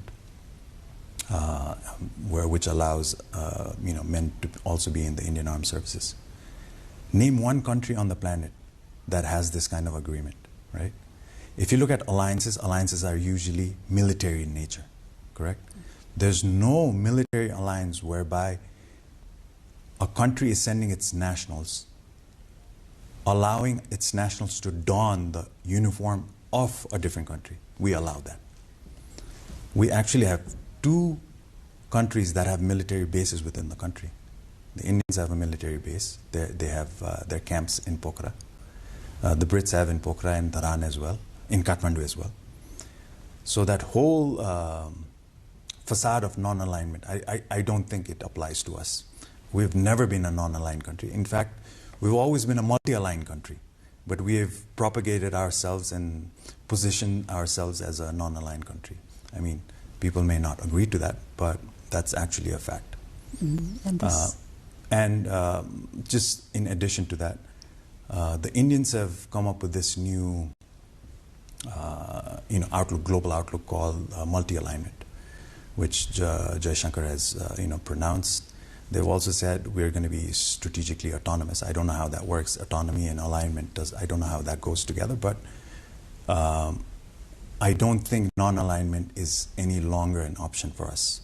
It's never been our, actual, reality, but we've propagated ourselves as that. Now, as ground shake here in the domestic front, much is evolving around us as well. From warfares to day-to-day living, everything is like evolving and changing in a spearheaded manner, right? So this brings us to the last and one of the most important questions from the security perspective, Mr. Thapa. What kind of the world do you, as an expert, see Nepal is actually transitioning into, and if our institutions are prepared for that world? I've always wanted to answer that question. It's usually said that we have transitioned into a multipolar world. I don't buy that. I think we have moved into a non-polar world. There are no long. Let me explain it.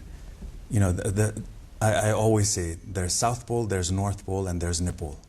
We're a pole of our own because we're so unique in so different, so many ways. We are a pole of our own because we're the only country on this planet where we have annoyed, aggravated, or angered almost all the nuclear countries at the same time. So we are, of a different breed. But the world, I think, that we're transitioning into is a non-polar world, which is very combustible, very volatile, very fractured. It's almost like a Hobbesian world where it's, nasty, brutish, short, solitary, poor. Because if you look at what is happening all over the world, it's almost transitioning into that. And if I may tell our viewers, I highly recommend everyone to watch the Canadian Prime Minister's speech at the World Economic Forum. And also the fact that I want to mention, there's a saying you're either at the table or you become a menu, right? You're on the menu. There was a World Economic Forum meeting where I don't think we were represented. So that, I think, is something we need to aspire to, and we need to plan for that. So it's a very volatile world that we're transitioning into, because everyone is out for themselves. The global power of the United States has almost recoiled. It has a whole different set of priorities. The global order, as we used to call it, the rules-based global order, I think is degenerating into a global disorder. Are the big powers going to, subscribe to the rules-based order? Probably not. The UN system has become completely toothless, so that multilateralism, collective security, the idea of collective security almost is eroding faster than we can, think of. So it's a very difficult world we are transitioning into, and we need to plan for it. Hopefully our leaders will have that level of dexterity to navigate these tumultuous waters that lay ahead of us. Thank you. Thank you, Mr. Thaba, for coming over, sparing your very valuable time and lending us that expert security analyst lens to understand the dynamics around us. Thank you very much. Thank you so much for having me. Thank you. What emerges from this discussion is clear. Transitions are dangerous, not because change is happening, but when authority, timing and perception fall out of sync. Nepal's challenge is not the absence of stability, but the discipline required to manage exposure, internally and externally, in a far less forgiving world. That is the security test of this transition, and that is it from Geopart this week. Goodbye.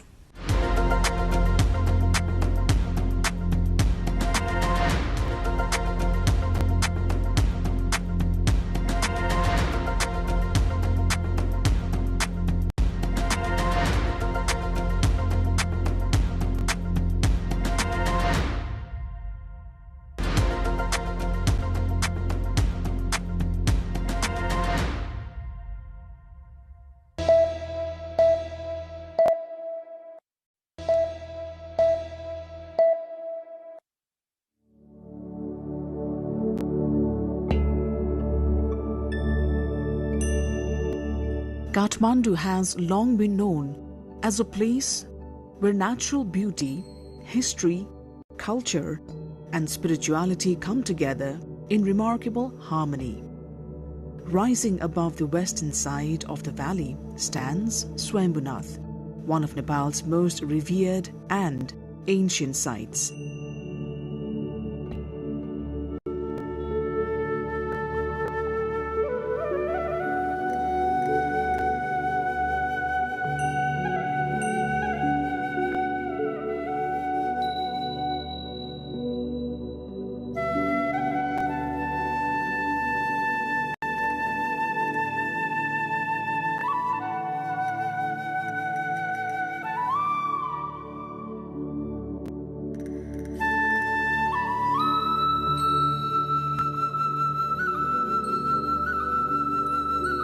Many simply call it Swayambhu.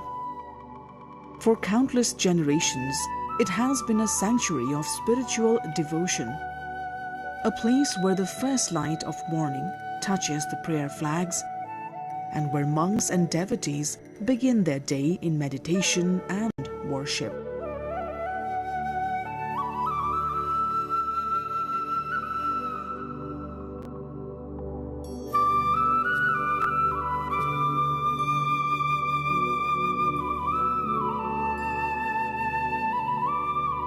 Swayambhu is cherished by Buddhists from all over the world, yet it holds equal significance for many Hindus. This shared reverence creates a rare sense of unity within its sacred grounds.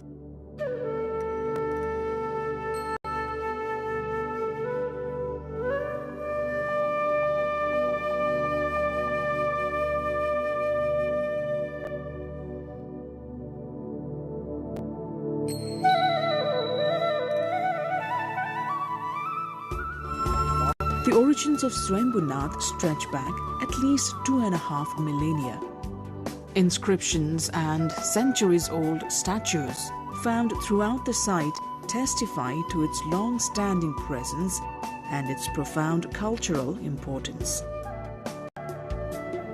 The stupa itself is one of Nepal's traditional religious landmarks, crowned by the serene eyes of the Buddha that gaze out across all 4 directions. These eyes are regarded as a message of compassion, awareness, and peace for all beings.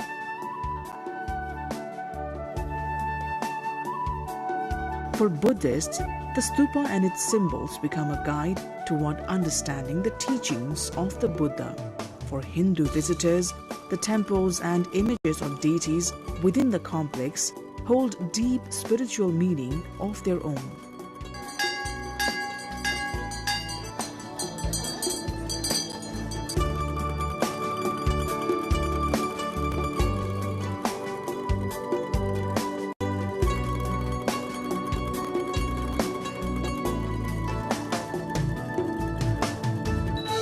In 1989, Swayambhunath was formally recognized by UNESCO as a World Heritage Site, an honor that elevated Nepal's cultural identity on the global stage and helped protect this extraordinary place for future generations.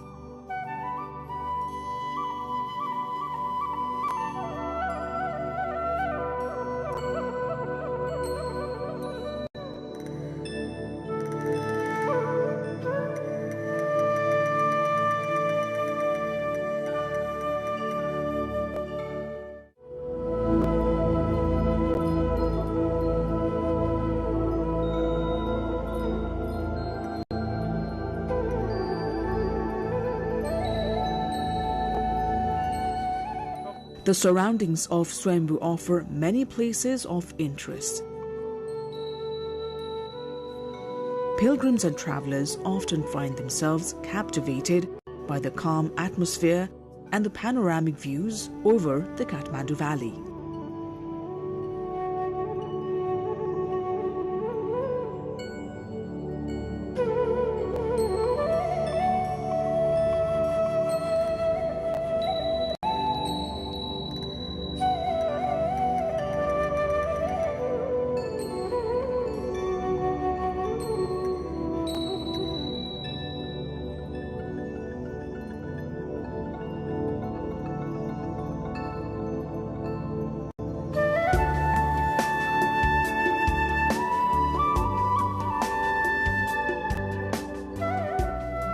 The architecture of the complex reflects a graceful blend of Nepali and Tibetan influences. The stupa follows ancient Nepali design traditions, while the monasteries and retreat houses that surround it reflect elements of Tibetan craftsmanship. These two styles together give Swayambhunath a distinctive character found nowhere else.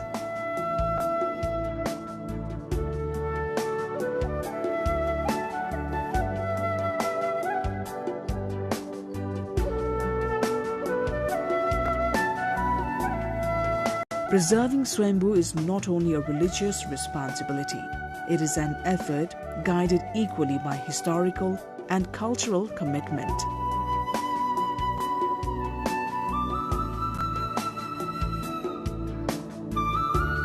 The temples, statues, and inscriptions within the complex carry stories that span centuries.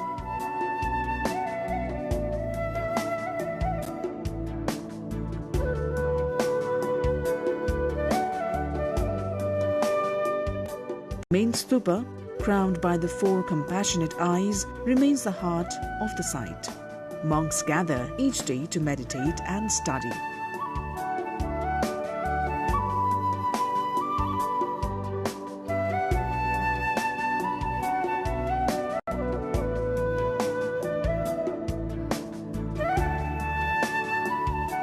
Within these halls, elaborate paintings and sacred sculptures portray episodes from the life of the Buddha and remind visitors of the spiritual traditions that continue to flourish here.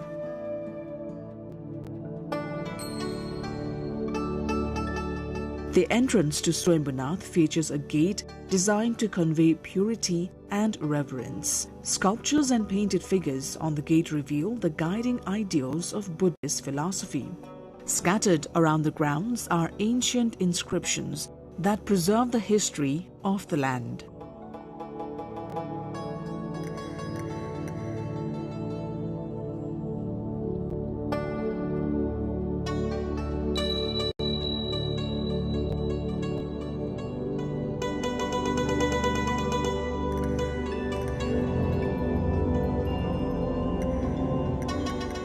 Statues of various Buddhas stand alongside images of Parvati and Shiva, creating a space where cultural diversity and shared devotion coexist with harmony.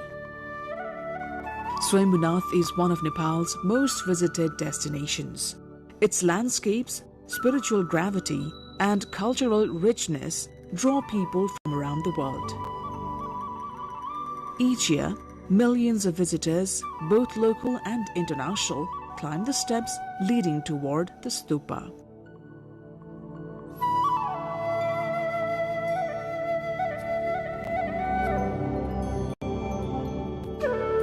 Their presence contributes greatly to Nepal's tourism economy and to the livelihoods of those who live and work nearby.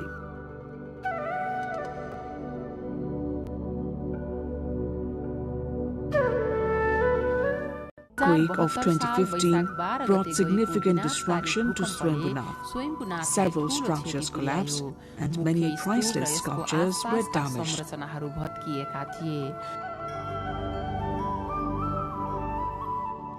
The impact on the site's cultural heritage was deeply felt throughout the country. Yet, the response to this tragedy revealed the strength of the community.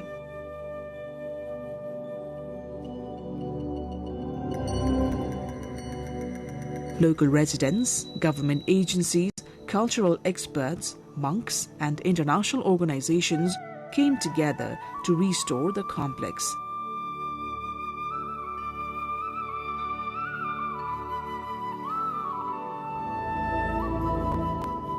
The rebuilding process became more than a physical reconstruction. It became a spiritual effort guided by devotion and the hope of preserving peace and compassion for future generations. Today, visitors find improved pathways, restored shrines, and safe spaces from which to explore the site. Nearby, guest houses and small hotels offer comfortable places to stay for those who wish to spend more time experiencing the surroundings. For many, Swayambhu is not only a religious landmark, but a symbol of introspection and inner calm. The peaceful environment encourages reflection. The sacred presence of the stupa gives visitors a sense of quiet strength.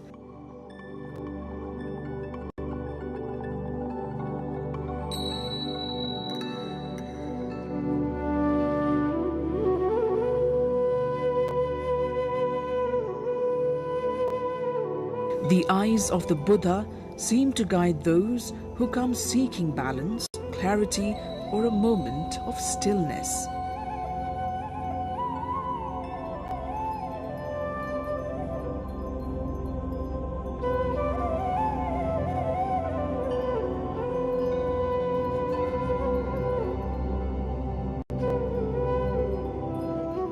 As the sun rises, its light glimmers on the golden pinnacle of the stupa. And as the night falls, the view of Kathmandu from this hilltop feels almost otherworldly, as though the city below is touched by a gentle glow. Swayambhunath continues to stand as a reminder of the spiritual harmony that has shaped Nepal for centuries. It invites every visitor to pause, to breathe, and to discover a deeper part of themselves.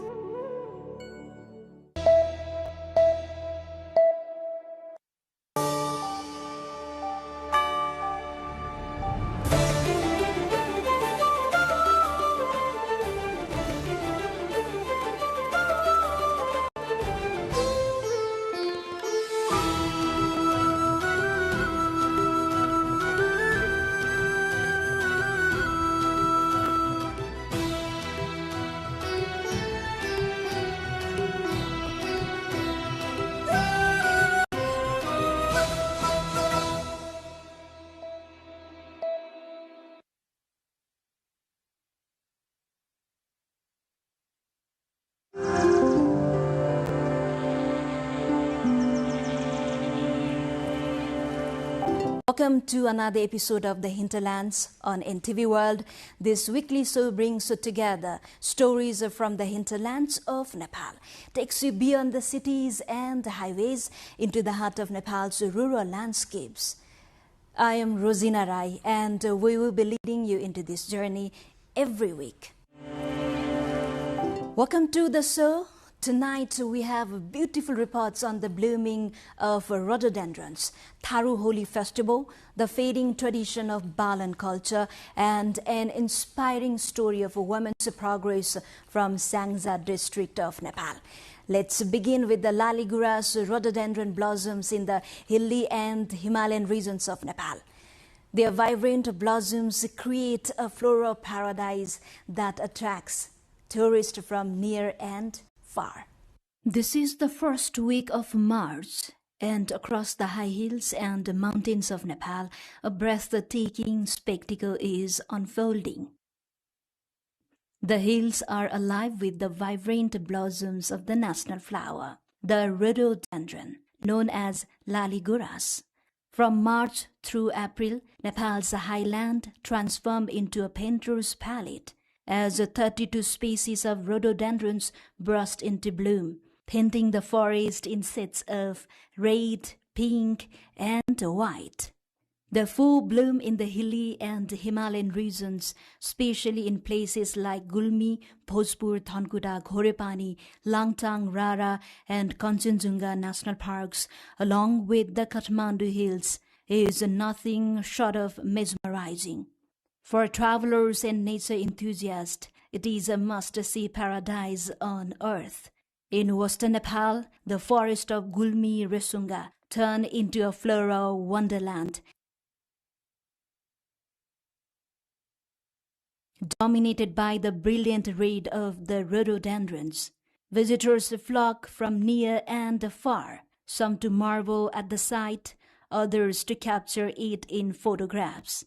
The fiery crimson flowers symbolizes vitality, beauty, and renewal, making the rhododendrons forest of Nepal a living emblem of the nation.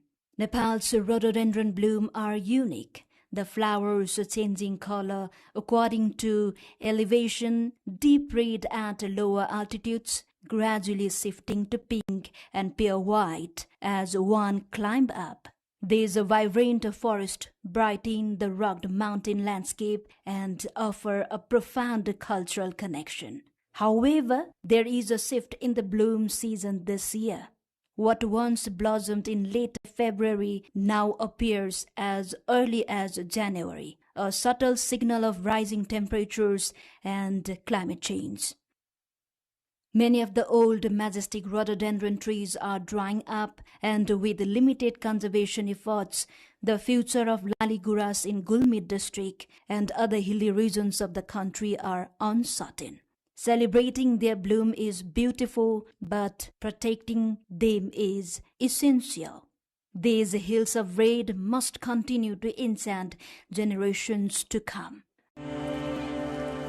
Have you ever heard of Holi, the festival of colors lasting for more than a month? Yes, you heard right. In the Rana Tharu settlements of Nepal's far, here is a report of longest Holi celebrations by Bijeda Bhandari. The Rana Tharu community in Nepal's far western plains celebrates Hori, similar to the Festival of Colors Holi, with distinctive traditions that unfold over several weeks. The early phase of the festival is known as Jinda Hori. From the full moon day of Nepali month of Magh to the full moon of Phagun, community members gather at night to dance in groups to the rhythm of drums and madal. Young people and elders alike take part, turning the celebrations into a lively communal gathering. After the ritual of Holika Dahan, when a bonfire is lit to mark the burning of the demoness Holika, the second phase called Mari Hori begins. Mari Hori, meaning dead Hori, continues for another 8 days. During this time, people wear traditional attire and travel around villages during the day performing Hori dances. The final day of Mari Hori is known as Khaktehara, which holds special significance. On Khaktehara, Dashehra Day, villagers gather early in the morning to break a ceremonial mud pot filled with symbolic items such as eye coal, vermilion, and mud marbles woven into wooden pegs. The pot is then taken to the outskirts of the village and shattered according to ritual, symbolizing the end of evils and diseases within the community. गाउँदेखि अर्कोको सिमानामा गएर चाहिँ त्यसलाई फोड्ने दाह संस्कार गर्ने ल हाम्रो नगर चाहिँ राम्रो होस् र यो जुन दुख पीडा जुन अब यताउता जुन रोग बिमारी छ नि यसलाई सबै लिएर देवी माता लिएर जानु होला भनेर हामी त्यसलाई विदाई गरेर पठाउँछौँ.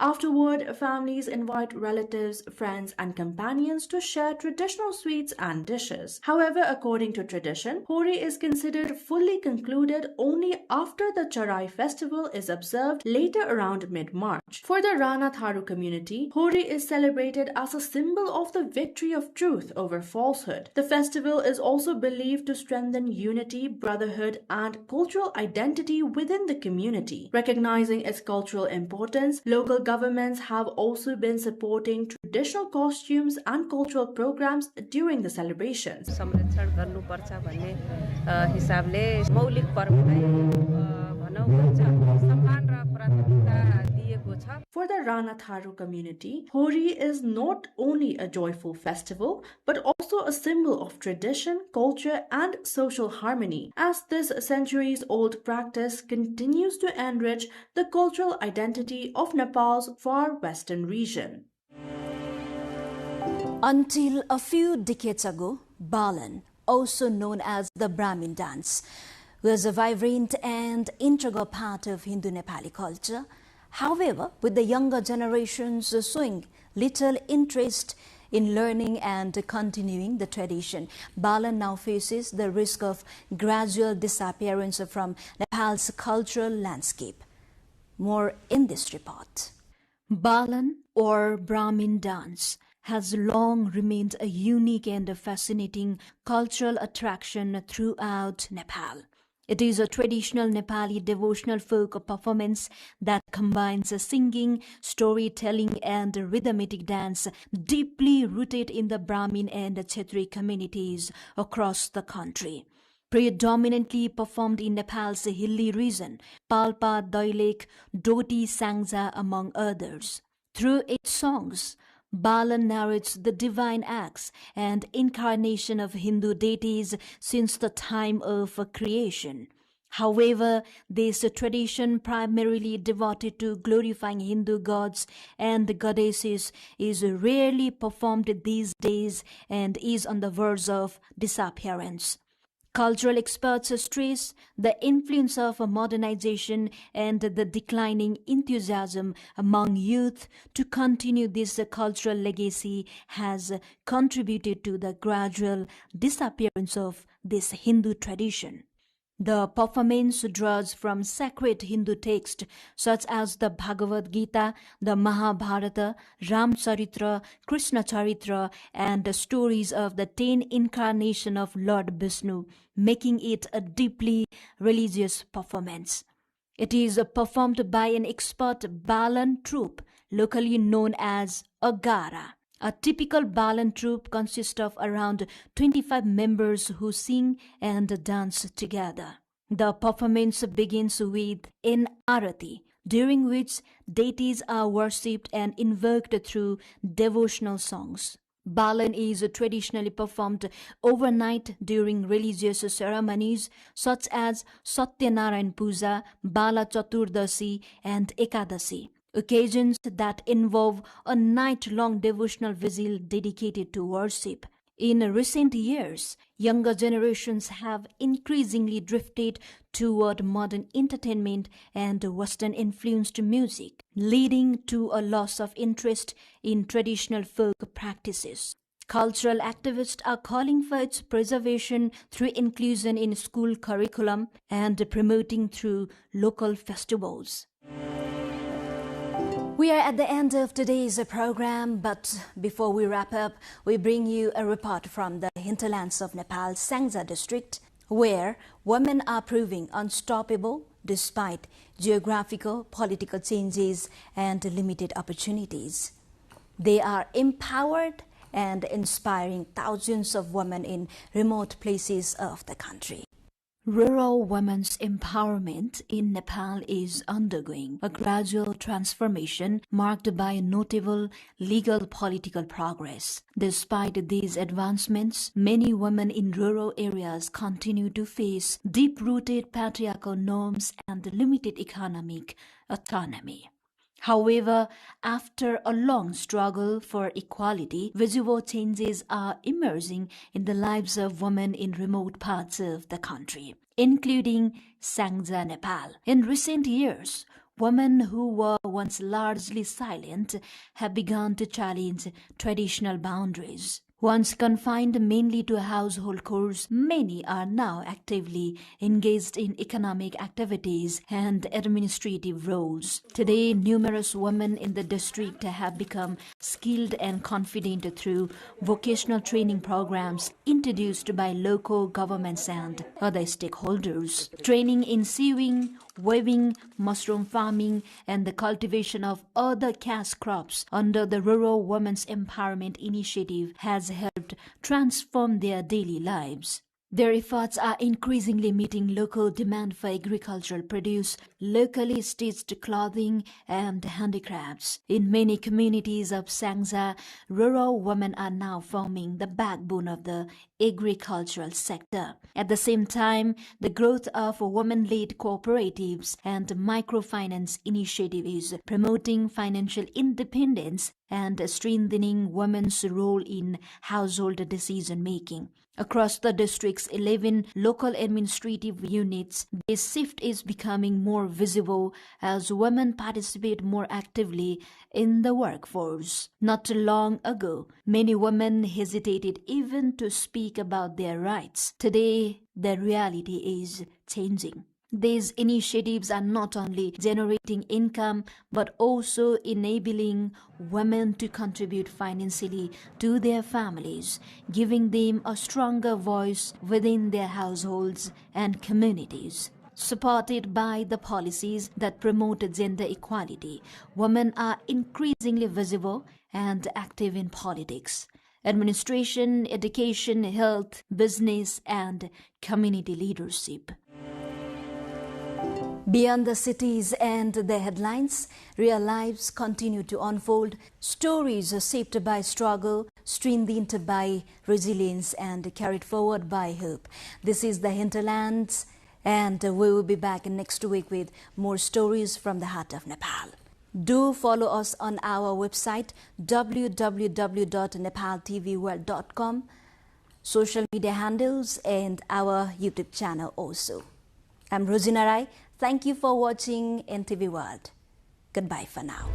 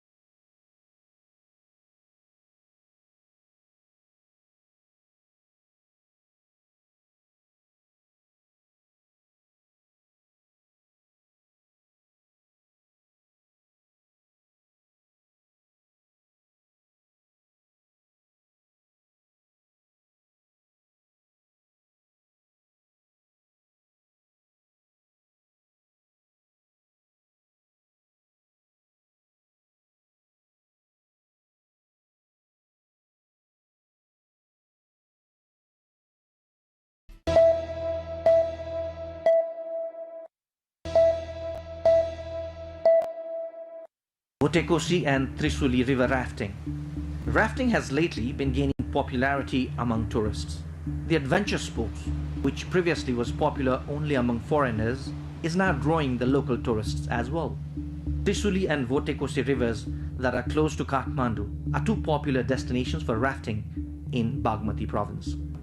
Let us first explore Votekosi. Whitewater rafting at Votekosi river is included among the 10 best adventure destinations for rafting in the world. Votekosi, which is well facilitated with food and accommodation, can be a great destination for rafting and other adventure sports. Rafting at Trisuli river is popular among domestic tourists, as the location can be reached in an hour from Kathmandu. This is where most tourists go for rafting in Nepal.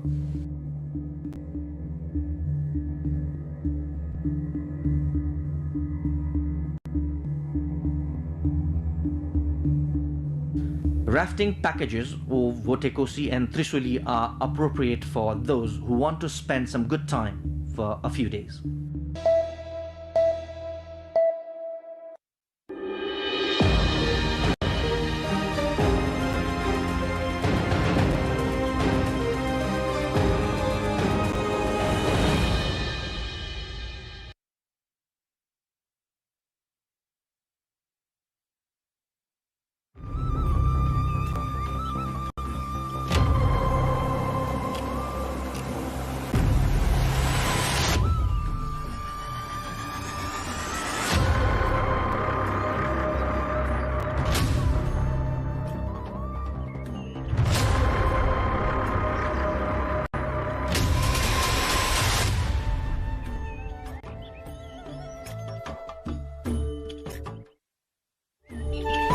Simraungadh दरबार खुल्ला इतिहास, कला र संस्कृतिको एउटा संग्रहालय। इतिहास, सभ्यता र कलाको रहस्य बोकेको सहर सिमरौनगढ। एउटा छुट्टै इतिहास रच्न सफल सहर सिमरौनगढ।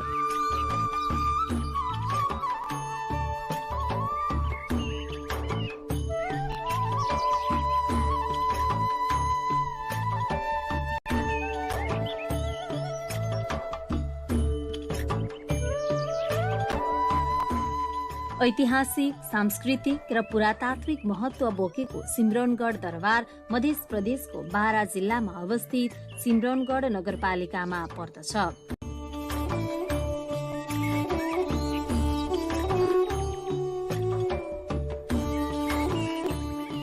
बारा जिल्लाको सदरमुकाम कलैयाबाट 20 किलोमिटर दक्षिण पूर्वमा रहेको सिमरौनगढ नगरपालिकाको कार्यालयबाट करिब 500 मिटर दक्षिण पश्चिम गएपछि सिमरौनगढ दरबार पुग्न सकिन्छ। सिमरौनगढको सम्बन्ध सिमलको वंशसँग रहेको तथ्य नेपालमा प्राप्त सबभन्दा पुरानो वंशावली गोपालर वंशावलीले प्रस्ट्याएको छ। सो वंशावलीमा यस स्थललाई सिमरावनगढ भनी उल्लेख छ, जसको अर्थ हुन्छ सिमलको वनमा रहेको किल्ला। सिमलको वन रहेको यो क्षेत्र सिमरावनगढबाट अपभ्रंश हुँदै सिमरौनगढ भएको मान्यता छ।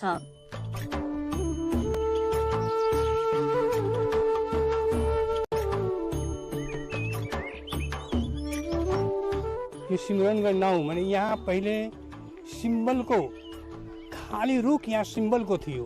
यो सिम्बलको वन भन्नु पर्यो नि, यहाँ सिम्बलको वनै वन थियो पहिले। यसको माझमा बीचमा नि यो गढ थियो, किला थियो यो गढ। त्यस कारणले सिम्बलगढ भनेर अपभ्रंश भई आएर सिमरौनगढ भन्यो। यसको सिमरौनगढको अपभ्रंश, सिम्बलगढको अपभ्रंश हो यो सिमरौनगढ।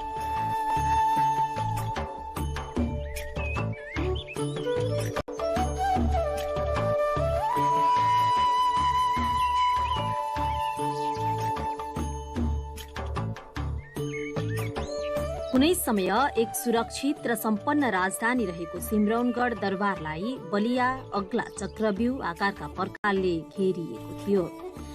तत्कालीन राजा वीरेन्द्रबाट यस क्षेत्रको अवलोकन पश्चात पुरातत्व विभाग र इटालियन सरकारको तत्वावधानमा सिमरौनगढको उत्खनन गरियो। उत्खननका क्रममा कर्णाटकालका पुरातात्विक, धार्मिक, सांस्कृतिक अवशेषहरू फेला पर्यो। सिमरनगढका पुराना अवशेषहरू आज पनि यत्रतत्र पाइन्छ। यहाँ डढेको चामल, माटोका भाँडा बर्तन, गरगहनाहरू पाइन्छ।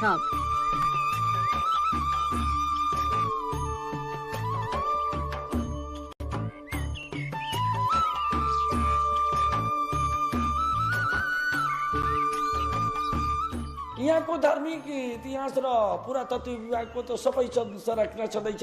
यो मन्दिर छ, पुरानो मूर्ति छ, दहीको चावल पाइन्छ, कंगन कालीको स्थान छ, तलेजु भवानीको अहिले शिलाको बाकस राखेका छ, त्यो पनि छँदैछ।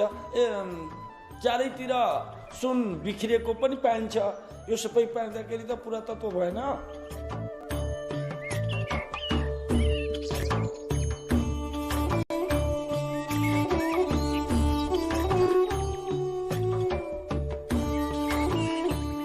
यस क्षेत्रको कचरवा गाउँमा माकराकृतिको टुटी भएको धारो हरिपुर गाविसमा रहेको ढुङ्गाको बाकस निकै रहस्यमय छ। जति खन्दै जाँदा झन भित्र भासिनु यस बाकसको विशेषता हो। अत्यन्त कलात्मक रहेको यो बाकसको बाहिरी भाग मात्रै देखिन्छ, बाँकी भाग जमिनमा गाडिएको छ। स्थानीयले यसलाई बाकस, तिजोरी, सन्दुक भने पनि वास्तवमा यो के हो अहिलेसम्म पत्ता लाग्न सकेको छैन।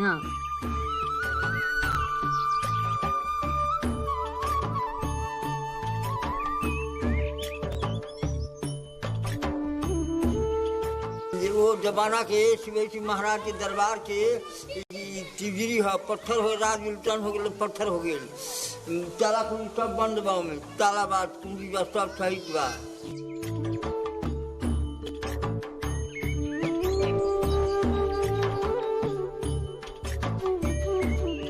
बाकसको नजिकै खम्बा आकारको कालो ढुङ्गा छ। खम्बा सामान्य देखिए पनि 10-15 जना मिलेर पनि यसलाई टसमस समेत गर्न सक्दैनन्।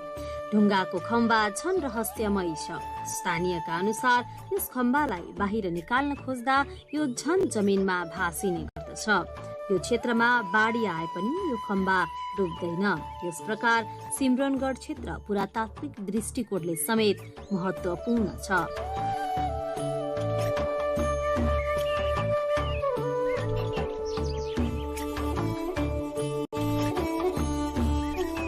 सिमरनगढको सांस्कृतिक सम्पदाको दोस्रो स्थानमा यहाँका मन्दिरहरूलाई लिन सकिन्छ। सिमरनगढको बीच भागमा स्थापना गरिएको कंकाली मन्दिर ईंटद्वारा निर्माण गरिएको शिखर शैलीमा छ।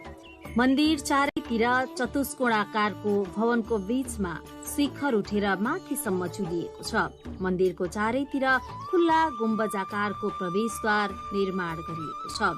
मन्दिरमा रहेका कंकालीको मूर्ति कालो प्रस्तरमा कुँदिएको छ। मूर्तिको गोलाकार अनुहार, ठूला आँखा, पुष्ट छातीले त्यस बेलाको विशेषतालाई दर्शाउँछ। देवीको गालामा हार, कानमा गोलाकार कुण्डल, कम्मरमा हार जडेको च्याप्टो पेटी छ। शान्त सौम्य मुद्रामा रहेको यो मूर्तिले कलामा छुट्टै स्थान ओगटेको छ। यो सिमरनगढ भनेको कंकाली स्थान जो कि दुनियाँको सबभन्दा शक्तिपीठ राम्रो, जहाँ बलि नै चढ्दैन। यो फेरि कंकालीमा सबै शक्तिपीठमा बलि चढ्छ, तर कंकालीमा स्थानमा बलि चढ्दैन। त्यस्तो विशाल मन्दिर, अनि यस्तो विशाल मन्दिर राम जानकीको मन्दिर यहाँ दुईटा छ। अनि यसको अलावा पनि यहाँ नानदेवले यानि कि 1097 ईस्वीमा सिमरनगढलाई राजधानी बनाएको यो नानदेव हो। नानदेवको 7औं पुस्ता जगह, त्यसमा हरसिंहदेव, गङदेव, रामदेव सबै 7औं पुस्ता हो। अन्तिम पुस्ता चाहिँ हरसिंहदेव हो। हरसिंहदेवको पालामा ग्यासुद्दिन तुगलकले यहाँ आक्रमण गरेर सबै ध्वस्त पारिदिएको थियो। यस्तो यस्तो पूर्वाधारहरू छ। तैपनि हाम्रो सिमरनगढमा कसैको नजर छैन। यहाँ त म भन्छु कि यसलाई विश्व सम्पदा सूचीमा राख्यो भने सबभन्दा राम्रो हुन्छ। यहाँको नेताहरूले यसै माध्यममा भन्छु कि सिमरनगढलाई विश्व सम्पदा सूचीमा राख्नु जरुरी छ।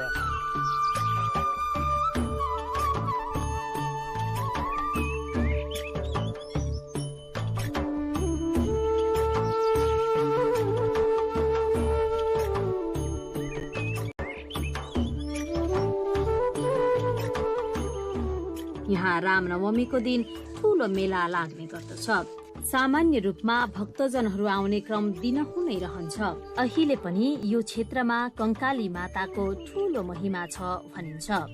त्यसैगरी चिताएको फल देवीले पूरा गर्छिन् भन्ने जनविश्वास समेत रहेको छ।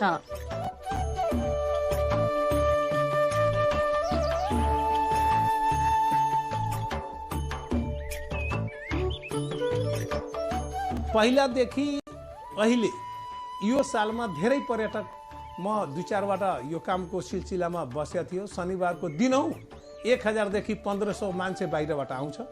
अब त्यसको लागि पनि हामी व्यवस्थापन गरिराखेका छौँ। त्यहाँ एउटा पूजा अर्चना गर्नको लागि बेलुका बिहानै आरती, जस्तै हरिद्वारमा तपाईँ गयो सक्नुहोला भले हेर्नु होला, बिहानै र बेलुका गङ्गाको आरती हुन्छ। त्यहाँ पनि कङ्काली मन्दिरमा हामी आरतीको एउटा छिटै व्यवस्था गर्छौँ। अहिले त्यो 2टा बोट पनि राखेका छौँ। मान्छेहरू पर्यटक आउँछ भने त्यसलाई घुम्नको लागि, त्यो पानीमा विहार गर्नको लागि, राम्रो वातावरणको लागि आउँदो दिनमा एउटा स्टिमर किन्ने र त्यहाँ राख्ने हामी पनि प्लानिङ गरेका छौँ।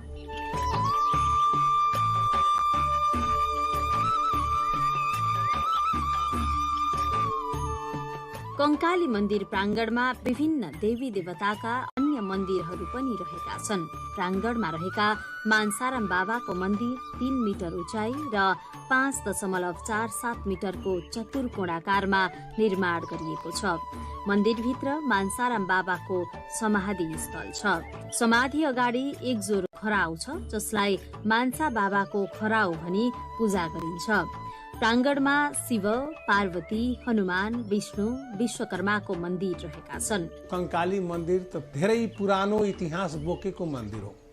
त्यो मन्दिरको प्राङ्गणमा तपाईको कंकाली मन्दिर, मनसा बाबा मन्दिर, तपाईको विष्णु मन्दिर, तपाईको यो धेरै मन्दिरहरू छन्।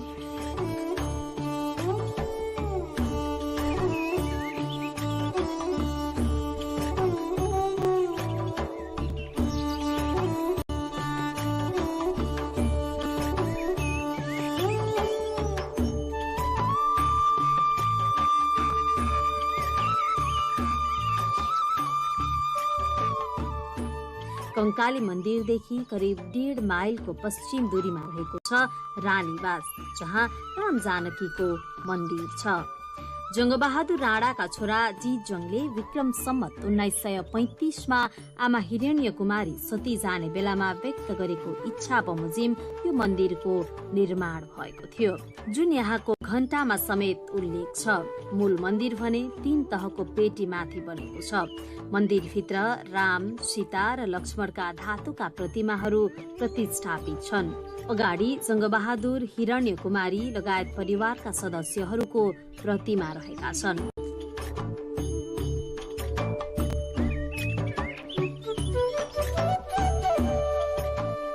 पहिला 2224 बेलादेखि यहाँ राजा शिवसिंहको पालीमा यो राम जानकी मन्दिर थियो र त्यसपछि नामदेवजी पनि आउनुभयो, त्यो उहाँको पालीमा पनि राम जानकी मन्दिर र हाम्रो जङ्गबहादुर महाराजज्यू 1838मा आएर हे भन्दा न उहाँ त अग्लो मन्दिर काठको नै बनाउनु भयो।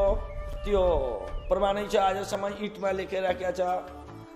र त्यसपछि 1935मा हाम्रो जङ्गबहादुरको कान्छो छोरो जितजङ भनेर उहाँले नै बनाउनु भएको छ। उहाँको शिला यो जङ्गबहादुर महाराजको हो। उहाँको पत्नी, 2टा छोरी र एउटा कान्छो छोरो।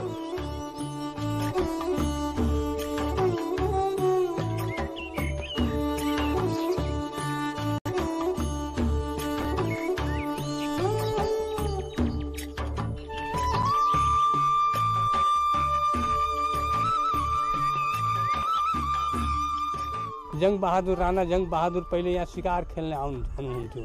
और शिकार खेल्दा खेल्दै यहाँ एउटा बासको रूपमा पनि शिकार खेल्ने, यहाँ बास बस्ने, अनि फेरि जाने, फेरि बास बस्ने, शिकार खेल्ने। अब यहाँबाट जाँदाखेरि पत्रहट्टामा उहाँको मृत्यु भयो जङ्गबहादुरको। अनि छोरो थियो जगतजङ। अब त्यसको बुवाको नाउँमा पनि यो मन्दिर निर्माण गरिदियो। यो मन्दिर विशाल मन्दिर त्यो उनको छोरोले बनायो।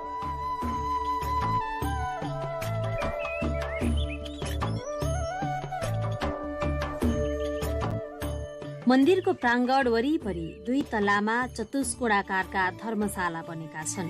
मन्दिर निर्माणमा त्यहाँका भग्नावशेषहरू प्रयोग भएको छ। समय समयमा प्राप्त भएको मूर्तिले सिमरनगढको महत्वलाई झन बढाएको छ। यहाँका मूर्तिकलाका रचनाहरूले सिम्रोनगढको सांस्कृतिक समृद्धिलाई पुष्टि गर्दछ। यहाँको मूर्तिकलाले आर्थिक रूपले समृद्ध यो राज्यमा कला र साहित्यले भरपूर उन्नति गर्ने मौका पाएको स्पष्ट हुन्छ। केही वर्ष अगाडि पुरातत्व विभागको सक्रियतामा कंकाली मन्दिर परिसरका मूर्तिहरूलाई मन्दिर परिसरमै घर बनाई संग्रहित गरिएको छ। त्यसै गरी सिम्रोनगढका केही मूर्ति र दरबारका अवशेषलाई राष्ट्रिय संग्रहालय छाउनीमा संग्रहित गरिएको छ। सिम्रोनगढको तोरणद्वारको टुक्रा संग्रहालयको भित्री गेटमै राखिएको छ। यस क्षेत्रमा अनेकन पोखरी र इनारहरू रहेका छन्, जसमध्ये इसरा, झरौखरा, राजाबादा, मनहरवा, आमवा, हथाइया प्रमुख छन्। इसारा पोखरी कंकाली मन्दिरको अगाडि छ। यो पोखरीको नाम राजा शिवसिमकी रानी इसाराको नामबाट राखिएको छ।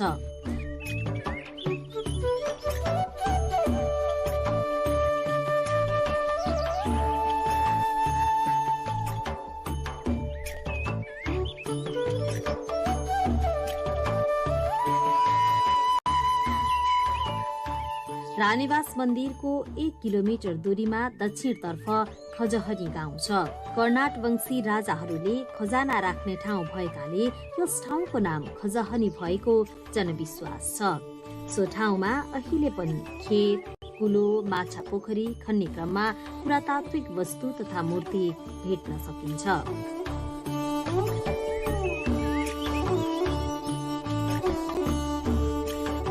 शान्ति, ऐश्वर्य र करुणाले धपक्क बलेको अलौकिक भाव र मुस्कानयुक्त चिल्ला काला ढुङ्गामा कुँदिएका मूर्तिहरूले यहाँको कलाको स्वतन्त्र र मौलिक शैलीलाई प्रस्तुत गर्दछ। मूर्तिमा पाइने आवरण र आभूषणले त छन् भक्ति रस र सौन्दर्य रस प्रदान गराउन सफल छ। मूर्तिहरूमा भाव अभिव्यक्तिको जुन मार्मिकता प्रदर्शित छ त्यसको जति प्रशंसा गरे पनि पूर्ण हुँदैन।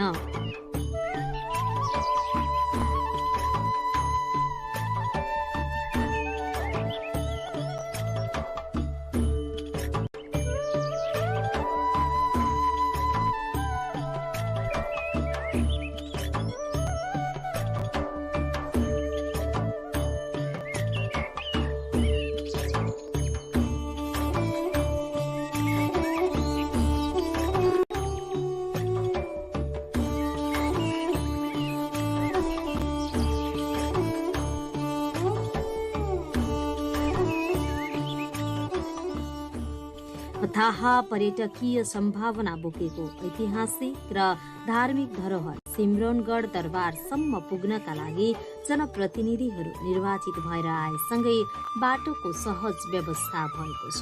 सडक सुविधाका लागि नगरले पहल गरेसँगै आगन्तुकलाई केही सहज भएको छ।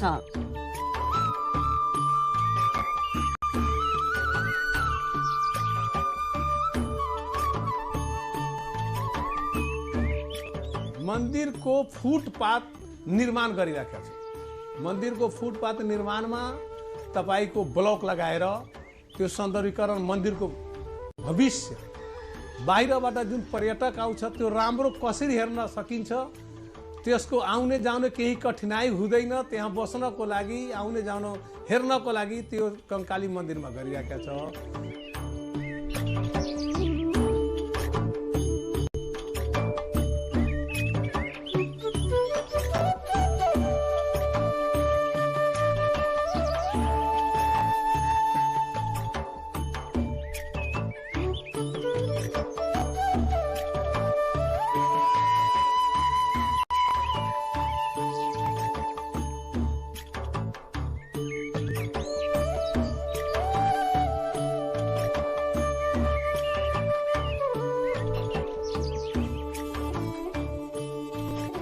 सिम्रोनगढका बारेमा अहिलेसम्म स्वदेशी र विदेशी पुरातत्वविदद्वारा धेरै अनुसन्धान भएका छन्। यी अनुसन्धानहरूले सिम्रोनगढ कुनै बेला दक्षिण एसियाका समुन्नत राज्यहरू मध्येको एक राज्य तिरहुतको राजधानी रहेको प्रमाणित भइसकेको छ। तर उत्खनन हुन बाँकी नै रहेकाले तत्कालीन राजधानी सिम्रौनगढका राजाहरूले राखेका आधिकारिक अभिलेख फेला पर्न सकेका छैनन्। तर उनीहरूका पालामा बनेका पोखरी, मूर्ति, कंकालिनी मन्दिर, रानीवास दरबार लगायतका सामग्रीहरू अहिले पनि साक्षीको रूपमा रहेका छन्। यहाँ टाढा टाढाबाट बास बस्न आउने पर्यटकहरूका लागि भने राम्रो होटल अथवा आवास गृहको अभाव छ। सुविधा सम्पन्न होटल, होमस्टे निर्माणका लागि सिम्रौनगढ उद्योग वाणिज्य संघले आवश्यक पहल गरिरहेको छ। त्यो बस्नको लागि त अहिले तत्काल 2वटा होटल छ, अरू पनि बनाउनको लागि सोचिरहेछ यहाँको व्यापारीहरूले, बनाउँछ भविष्यमा पनि। अनि यहाँ एउटा के छ हजुर कि हाम्रो सिम्रौनगढमा भारतबाट मेन आउने चाहिँ भारतबाट नै हो बढी पर्यटक। त्यसको लागि पहिला यहाँ छोटी भन्सार थिएन, भर्खर हामी यो 1 महिना जति पहिला सञ्चालन गराएछौँ। तर सरकारसँग पनि पहल गरेछौँ कि कम्तीमा यहाँ मूल भन्सार होस्। मूल भन्सार भइदिएको भए गाडीको आवत जावत अनि चाहिँ इन्ट्री गरेर होस् या भन्सार गरेर होस्, त्यो हिसाबले पनि यहाँ आउँछ। सरकारले पनि राजस्व उठ्छ त्यसबाट, अनि देशको आम्दानी पुँजी हुन्छ, हाम्रो सिम्रौनगढको पनि विकास हुन्छ, अनि पर्यटकहरू पनि बढी यहाँ आवत जावत गर्छ।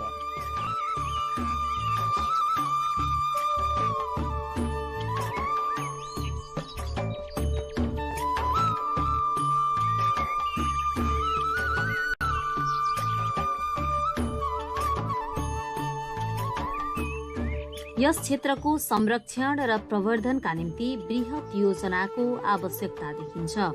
कला संस्कृतिको अंकुर भण्डारको रूपमा रहेको यस क्षेत्रको उत्खनन र न्यायोचित मूल्याङ्कन नगरिएसम्म नेपालको कलाकृतिको इतिहासको खोजी अधुरो नै रहने प्रश्न छ, जसका लागि गुठी संस्थान, पुरातत्व विभाग जस्ता निकायहरूको भूमिका महत्वपूर्ण रहन सक्छ।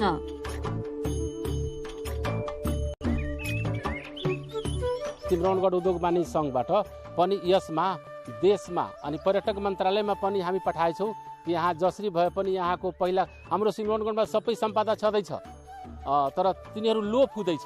त्यसको लागि हामी पर्यटक मन्त्रालयमा, अर्थ मन्त्रालयमा पटक पटक बारम्बार चाहिँ हामी आफ्नो लिखित रूपमा पत्रहरू पठाएछौँ कि सरकारबाट पहल होस्, यसलाई जसरी जे जस्तो छ त्यसले व्यवस्थित गरोस् अनि राम्रो हेर्न भइदिएको भए पर्यटकहरू त्यहाँ आफै आउँछ नि। त्यसको लागि हामी उद्योग वाणिज्य संघबाट धेरै पहल पनि गरेका छौँ। पहल फेरि गर्नको लागि अनि एउटा टिम बनाएर हामी सोचिरहेछौँ कि यसको लागि एकचोटि माथि केन्द्रमा काठमाडौँ गएर एकचोटि पर्यटन मन्त्रालयमा गएर बसेर यसको कुरा राखेर अर्थमन्त्री कहाँ पनि जाओस्, प्रधानमन्त्री कहाँ पनि जाओस्, उहाँहरूको ध्यान हो यो सिम्रौनगढको पर्यटक स्थल कसरी राम्रोसँग यो यसको विकास होस् भनेर हामी पहल पनि गर्दैछौँ। हजुर मंदिर के हमनी के निर्वास सिमरावनगढ़ कंकाली अस्ताना उ सब जगह के हमनी के अच्छा विकास, अच्छा सुंदर देखे के चाहतनी।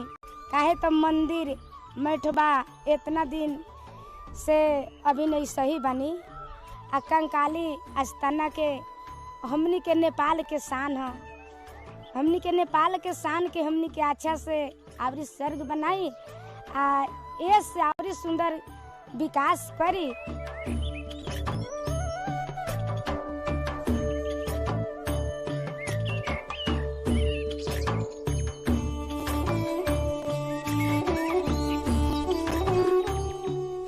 ऐतिहासिक, सांस्कृतिक र पुरातात्विक महत्व बोकेको सिम्रौनगढको संरक्षण र प्रवर्धन पक्ष केही कमजोर भने अवश्य छ। तर समग्र मिथिलाको कला संस्कृतिको परिचय दिन सफल यहाँका पुरातात्विक सम्पदाहरू संरक्षणका लागि मध्य प्रदेश सरकारले रकम नै विनियोजन गरेर काम सुरु गरेको छ। बृहत गाउँ पर्यटनको सम्भावना बोकेको यस क्षेत्रको बहुमूल्य वस्तुलाई साँच्चै मूल्यवान बनाउन प्रदेश सरकार लागि परेको छ। मर्मत सम्हारको अभावमा मन्दिर जीर्ण बन्दै गइरहेका बेला प्रदेश सरकारले गरेको यो पहल र प्रयास साँच्चै प्रशंसनीय छ। मानव अतीतलाई छातीमा समेटेर ऐतिहासिक धरोहरलाई सुरक्षित राख्न सफल सिम्रौनगढ दरबार घुमौं, Madhesh चिनाऊ।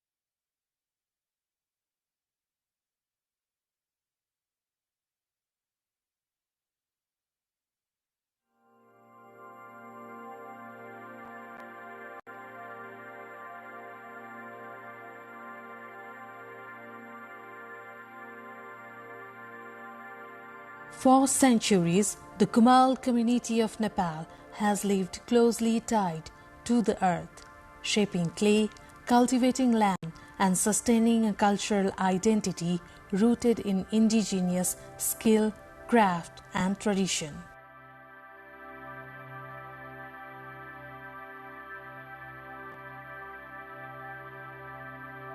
Recognized as one of Nepal's marginalized indigenous nationalities, the Kumails traditionally settle in the hilly regions and inner Tarai plains. Cultural practices and oral histories indicate that they have been part of Nepal's civilization since ancient times. As inhabitants of Nepal's fertile river valleys and plains, the Kumails have carried forward a deep-rooted tradition of earthenware craftsmanship, agriculture, and a rich cultural heritage that reflects centuries of resilience and adaptation.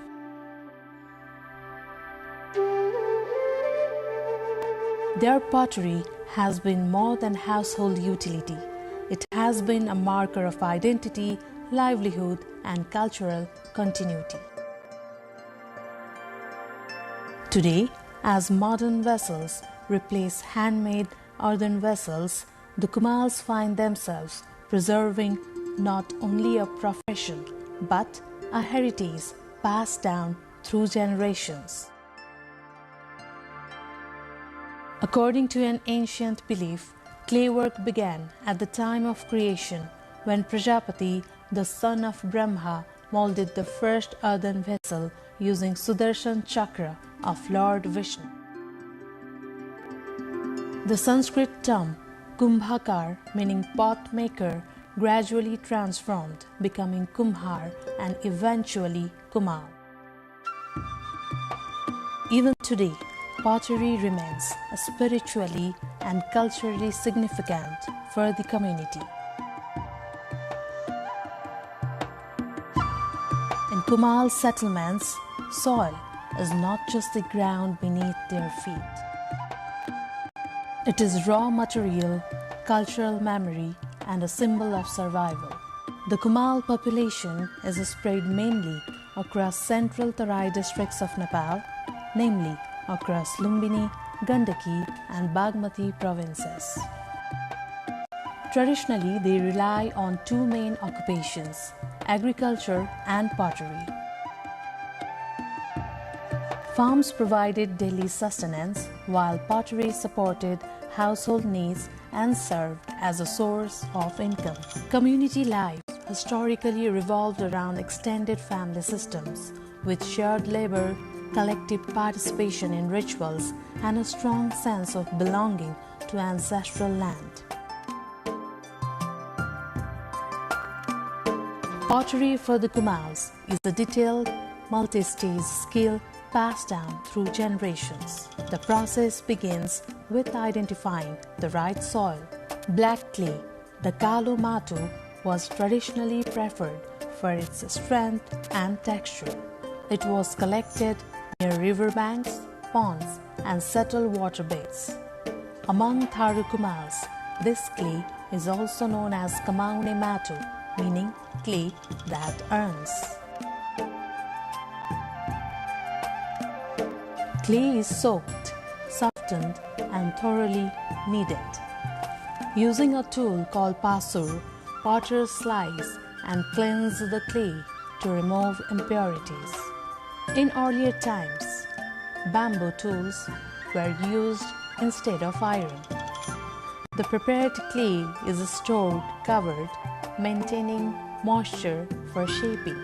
The chakra or potter's wheel remains central to Kumail identity. Hands center the clay, fingers guide it, and experience shapes it. Tools like thap and pitani help refine form and smooth surface.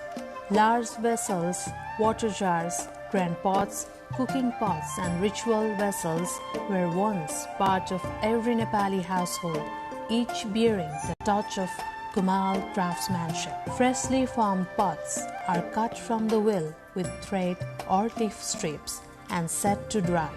First in shade to prevent cracks, then under the sun. A reddish clay called kabish matu is applied for finish and strength. The firing structure, awa or auri, is built from wood, straw, husk and cow dung. Pots are stacked carefully, forming a dome-like structure covered with hay and soil. The firing process takes up to 3 days. The Kumals maintain rich intangible heritage through customs, rituals, music and dance. The Keli dance is one of the most distinctive cultural expressions of the Kumals. Traditionally performed by men dressed as women, it is associated with community celebrations and spiritual belief.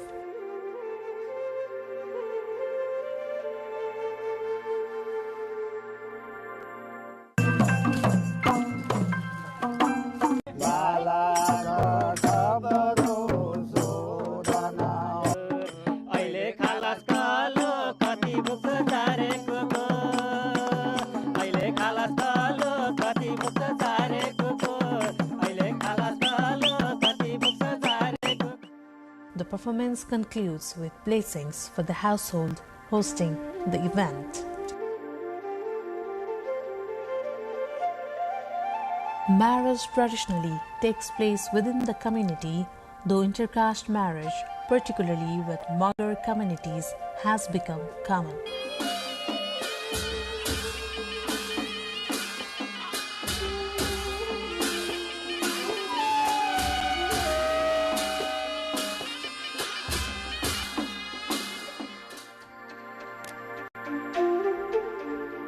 Ada nen budi ciura. Dari pokoknya nen budi ciura. Pokoknya budi ciura. Samdi fight is also popular in this culture, where fathers of bride and groom go through a physical battle as a part of entertainment.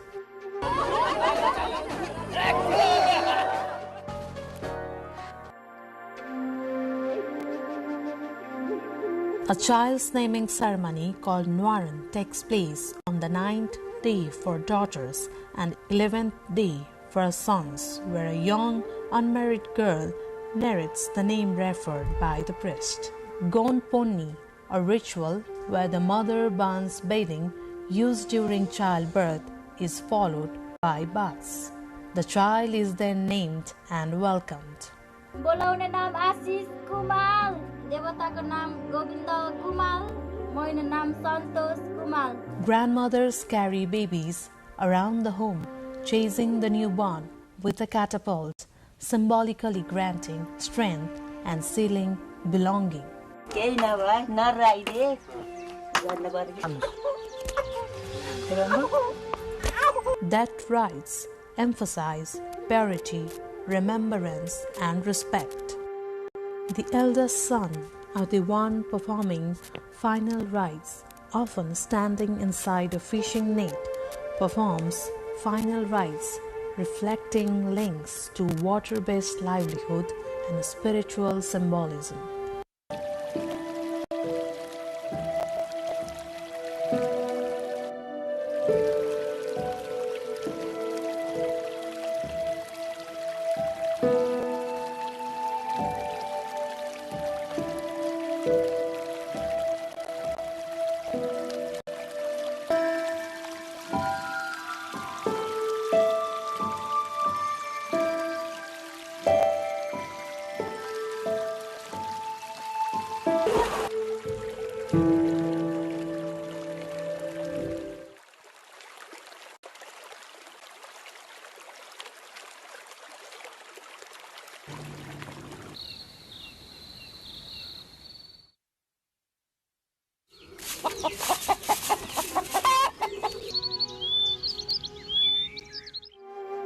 Among the many Kumal rituals, ancestral worship, Kul Puja is considered the most important. It is performed in remembrance of those deceased in the family and is also known as Pitri Puja. The Kul Puja honors ancestors annually, while the worship of Singh Devata urn-shaped forest deities highlights ties to nature and livestock protection. The Kumal people speak their own indigenous language, Kumal, which belongs to the Tibeto-Burman family. However, due to increasing influence of Nepali language and modernization, the use of Kumal language has been declining, and community efforts continue to revive it through cultural programs and schools.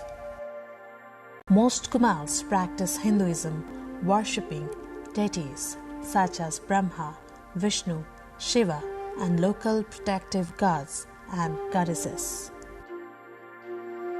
Ancestral worship and belief in nature spirits hold deep cultural importance. Traditional attire for men includes white clothing and the dhaka topi, while women wear black blouses, traditional skirts, and red shawls, often adorned with local jewelry. With industrial materials such as aluminum, steel, and plastic replacing clay vessels, the demand for traditional pottery has sharply declined. Many Kumal families have moved to agriculture, labor, service work, or small businesses. Modern education and new employment opportunities are reshaping the choices of younger generations. Their hands do not merely shape clay, they sculpt culture, memory, and the foundation of Nepal's artistic soul. The Kumal community stands at a historic crossroads between tradition and modernity, memory and transition. Their identity is closely tied to clay, yet their future relies on adapting to changing socio-economic landscapes. Their story is not only about pottery, but resilience of a people who shaped Nepal's cultural foundation long before industry and technology. The preservation of Kumal heritage is not a matter of nostalgia. It is a recognition of indigenous knowledge, cultural diversity, and history shaped by hands that turn earth into life. If the story of Nepal is one of civilizations formed by soil and river, then the Kumal legacy will always remain at its foundation.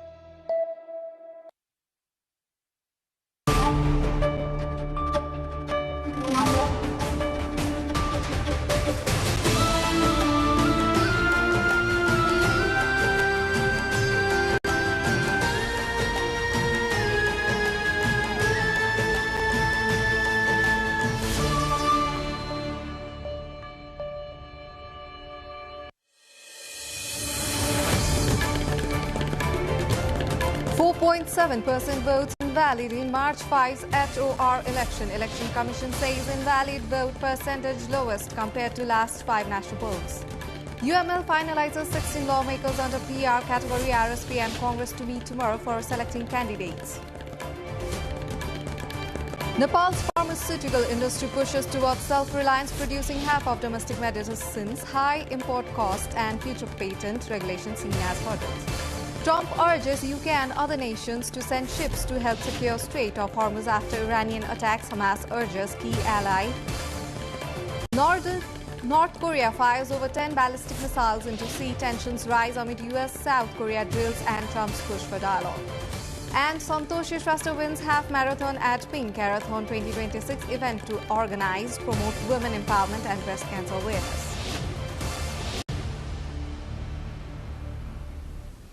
Good evening, I'm Suveksha Rajak and you are watching NTV World News Hour, coming up to you live from Kathmandu at 2200 hours Nepal time. Now the news in details.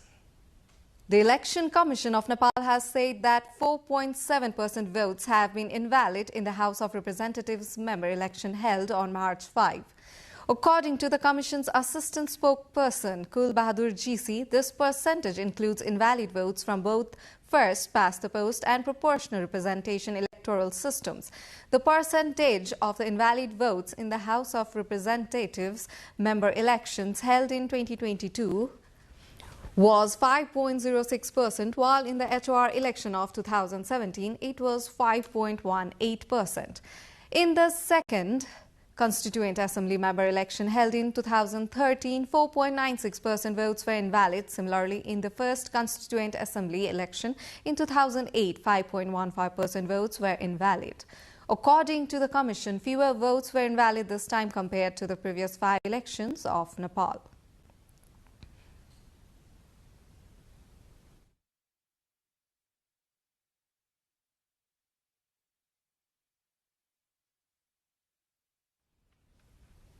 Nepal's political parties have started finalizing candidates for the proportional representation system following the allocation of seats by Election Commission of Nepal.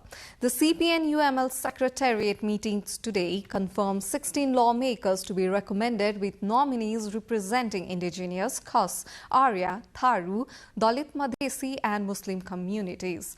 The Rashtriya Swatantra Party RSP has rescheduled its Secretariat and Central Committee meetings tomorrow, where PR candidate recommendations will be the primary agenda. The RSP emerged as the largest party in both the first past the post and proportional representation results in March 5 elections. Meanwhile, the Nepali Congress will also hold its Central Working Committee meeting tomorrow to select PR lawmakers based on the number of seats the party won in the recent elections. Nepal's 6 political parties have secured recognition as national parties following the March 5 elections. We will take a look closer how the parties have been allocated seats and what the distribution means for representation and political dynamics in the new House of Representatives in our segment Issue of the Day later in the bulletin. Now, Nepal's pharmaceutical industry is expanding rapidly, now producing nearly half of the medicines used in the country. Yet, despite this progress, Nepal still imports drugs worth around 40 billion rupees every year, especially for the high-end treatments. Domestic companies already produce antibiotics, painkillers, vitamins and drugs for diabetes and blood pressure, and have begun producing medicines for cancer and chronic diseases, a step towards self-reliance.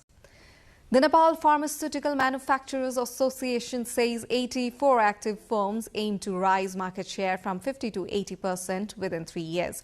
But experts warn stricter patent rules could pose challenges once WTA waivers expire. We will bring more on this in our segment cover story later in the bulletin.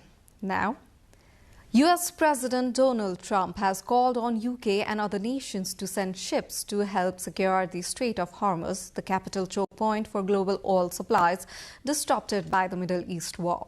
6 ships were attacked in the Gulf in less than 48 hours after Iran's new supreme leader Mojtaba Khamenei vowed to keep blocking the strait in his first public statement on Thursday. Strikes and attacks also continue across the Middle East as the war enters its third week. An intercepted drone strike hit one of the Middle East's largest oil storage facilities at the port of Fujairah in the United Arab Emirates, forcing the suspension of some operations. The United States embassy in the Iraqi capital Baghdad has been hit by a missile attack. The attack comes as Iran warned that companies cooperating with the United States could face retaliation if Iranian energy facilities are attacked. Meanwhile, in a rare appeal to its key ally, the Palestinian armed group Hamas has called on Iran to stop attacking Gulf states. North Korea fired more than 10 ballistic missiles into the sea today, South Korea's military said, as the U.S. and South Korean forces conducted military drills and U.S. President Donald Trump renewed overtures toward Pyongyang for dialogue. The missiles were launched from an area near the capital Pyongyang around 1:20 p.m. local time towards the sea off the country's east coast. North Korea has test-launched a wide range of ballistic and cruise missiles for more than 2 decades in a push to develop the means to deliver nuclear weapons, which is believed to have successfully built. The latest launch comes as South Korea and Washington launched the annual major drills in South Korea this week, which they say are purely defensive, aimed at testing readiness against military threats from North Korea.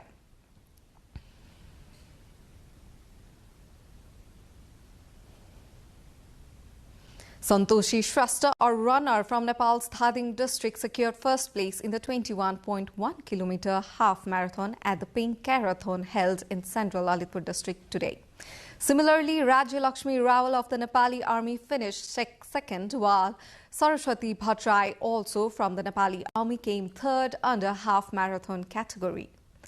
The event was organized with an objective of promoting women empowerment and raising awareness about breast cancer. It featured a 21.1-kilometer half marathon, a 10-kilometer race, and 5-kilometer and 3-kilometer fun runs to encourage wider public participation. Under the 10-kilometer race, Nirmala Kesi of the Nepal Army claimed first place, followed by Asha Raut of the Armed Police Force in the second position and Sumitra Chaudhary of the Nepal Police in the third position. And with 6 political parties now officially recognized as national parties following the March 5 HOR election, the debate over what it truly means to hold national party status has taken center stage. Coming up in our Issue of the Day segment, we'll dive into why recognition matters, how it shapes Nepal's political landscape, and what challenges lie ahead. Stay tuned with us. We will be right back after this break.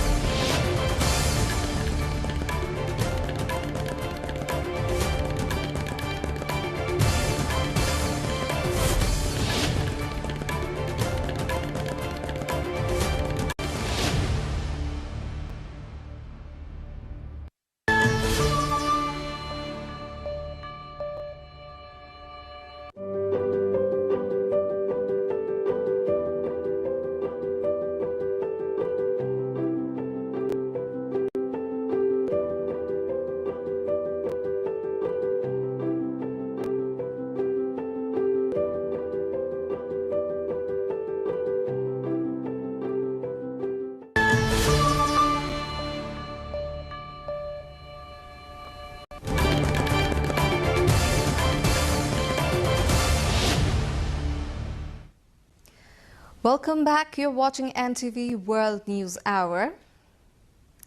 7 passengers have been killed when the electric vehicle carrying devotees back from Gorkha's famous Hindu temple Manakamna crashed at Western District Tanahu's Abu Khairini earlier this evening. All 7 deceased have been identified as Indian nationals.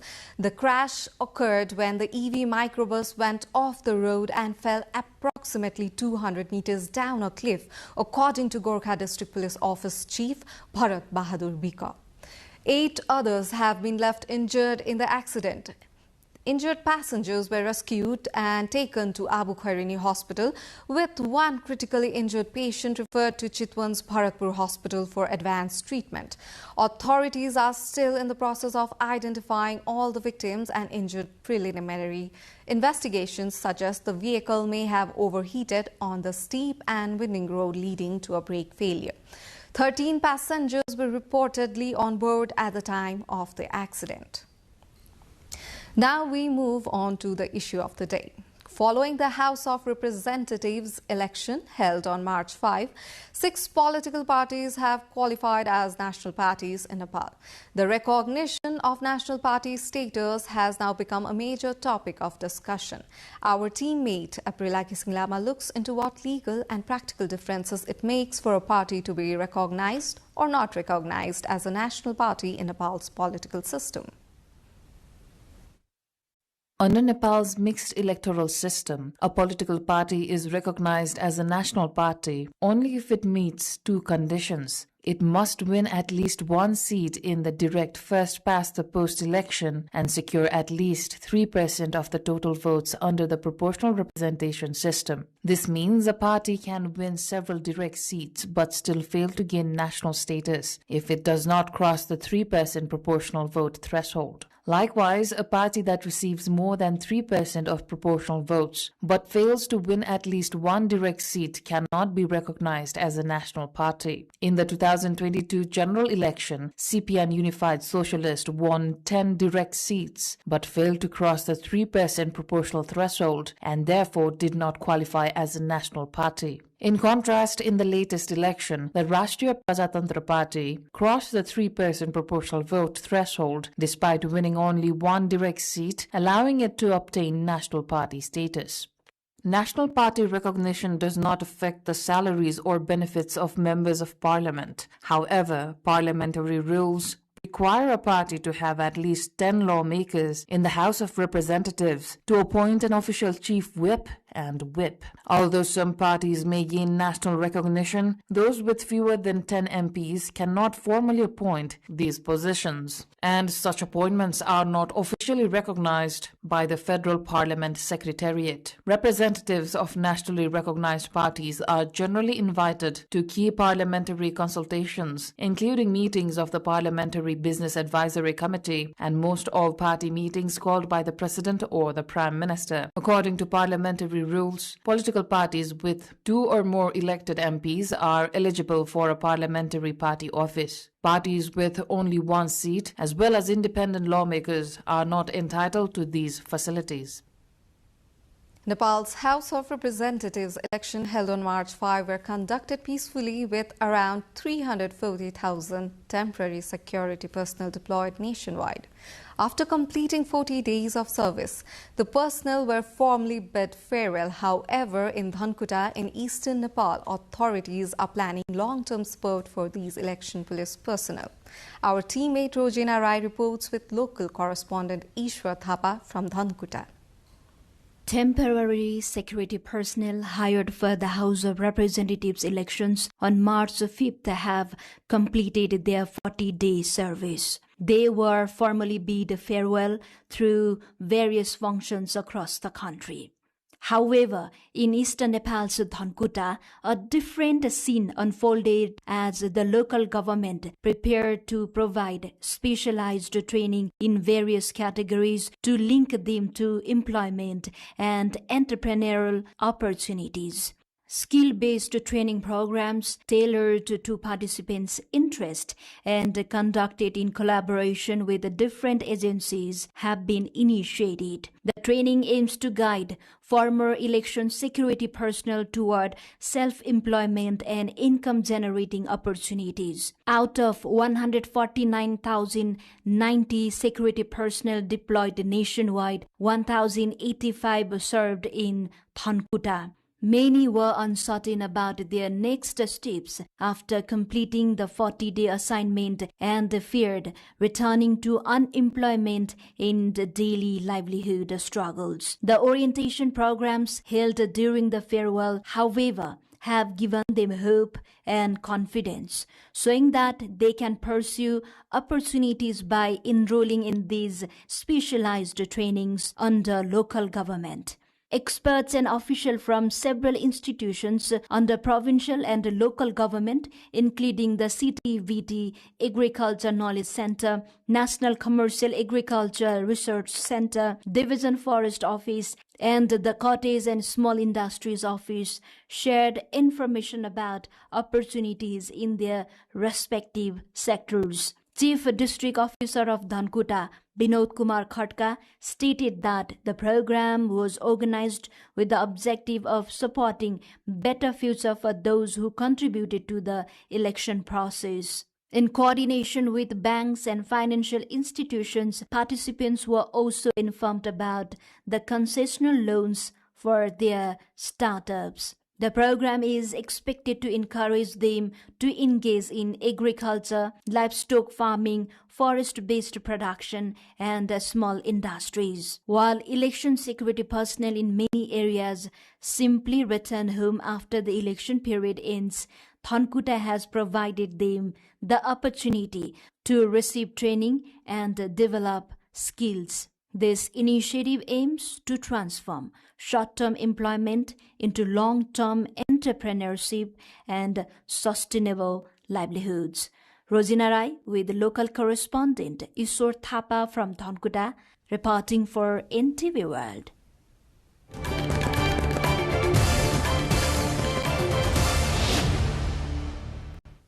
That was the end of our Issue of the Day segment. Now, Nepal's pharmaceutical sector is racing ahead, producing nearly half of the medicines used in the country and even stepping into treatments for cancer and chronic diseases. But with imports still worth billions and global patent rules looming, can domestic firmly truly achieve self-reliance? That's our cover story tonight. Stay tuned. We'll be right back after the break.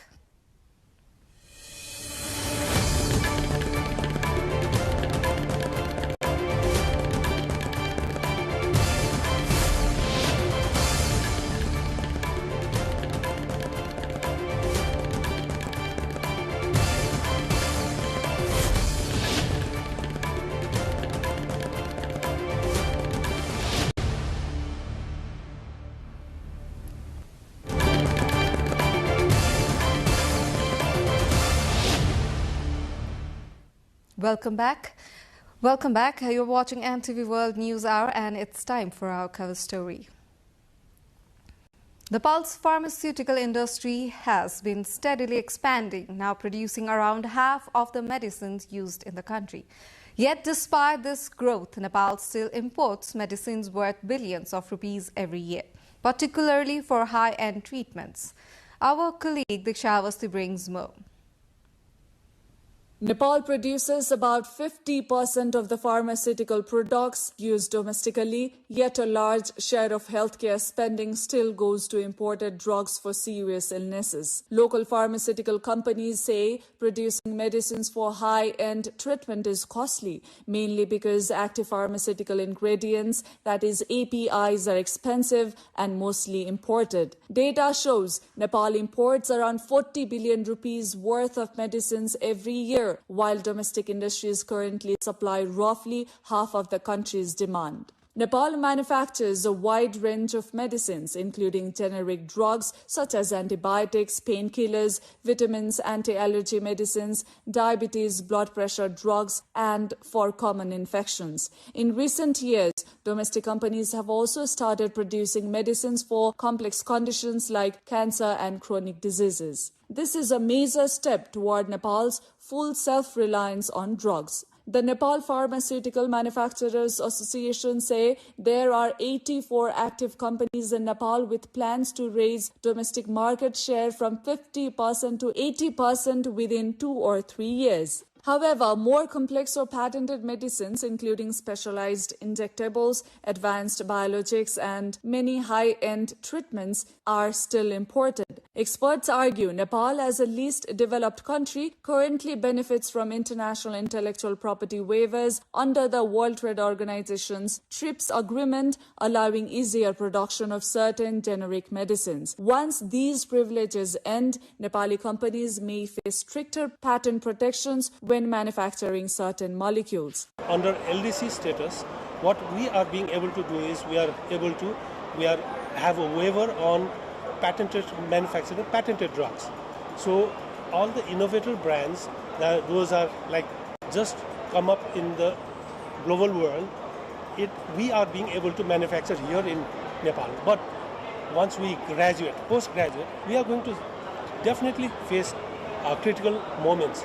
After that, we may have to face legal compliances in international IP laws. Despite these challenges, stakeholders believe Nepal's pharmaceutical sector still holds significant potential if supported by stronger policy frameworks, investment in advanced research technology. These issues were also highlighted during the 10th Nepal Pharma Expo, which concluded on Saturday in Kathmandu under the theme Innovation in Pharma, Health for Tomorrow. We just want to show them we are also using the latest technology to manufacturing the medicines.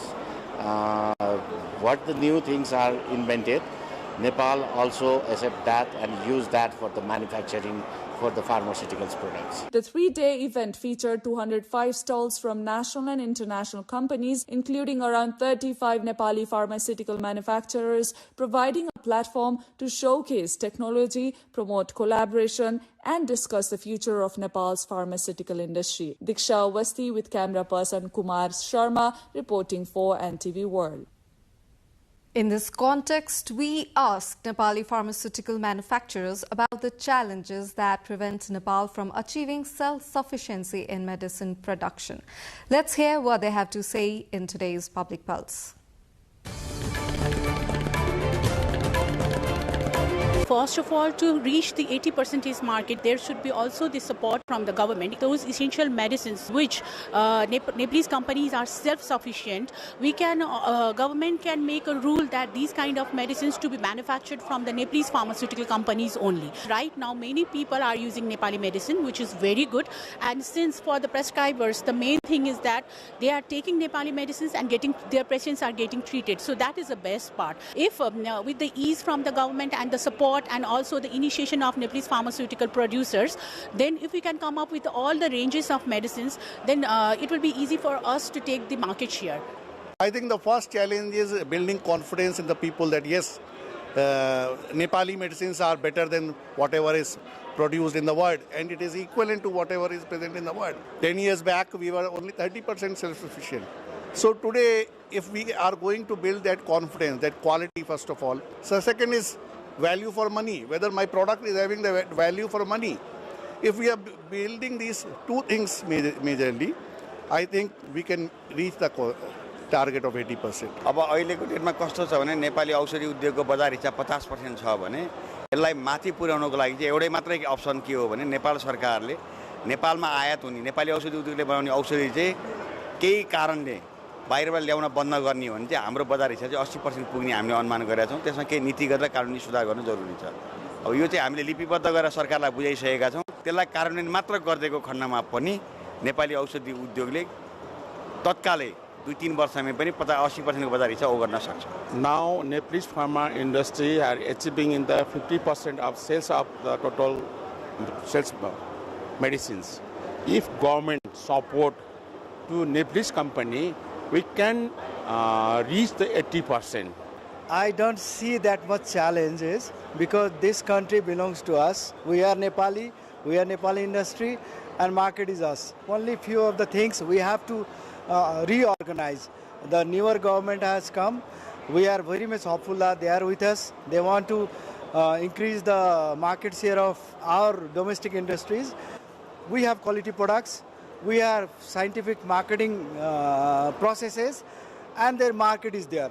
If government is interested, we can export also. So the other market from other countries will also be in our access. I think right now, in order to jump from 50% to 80%, what we have to do is we have to overcome the major challenge of HR. That means a lot of youths, they have moved towards other countries for foreign employments and education. So we need to make proper policies in order to address that problem.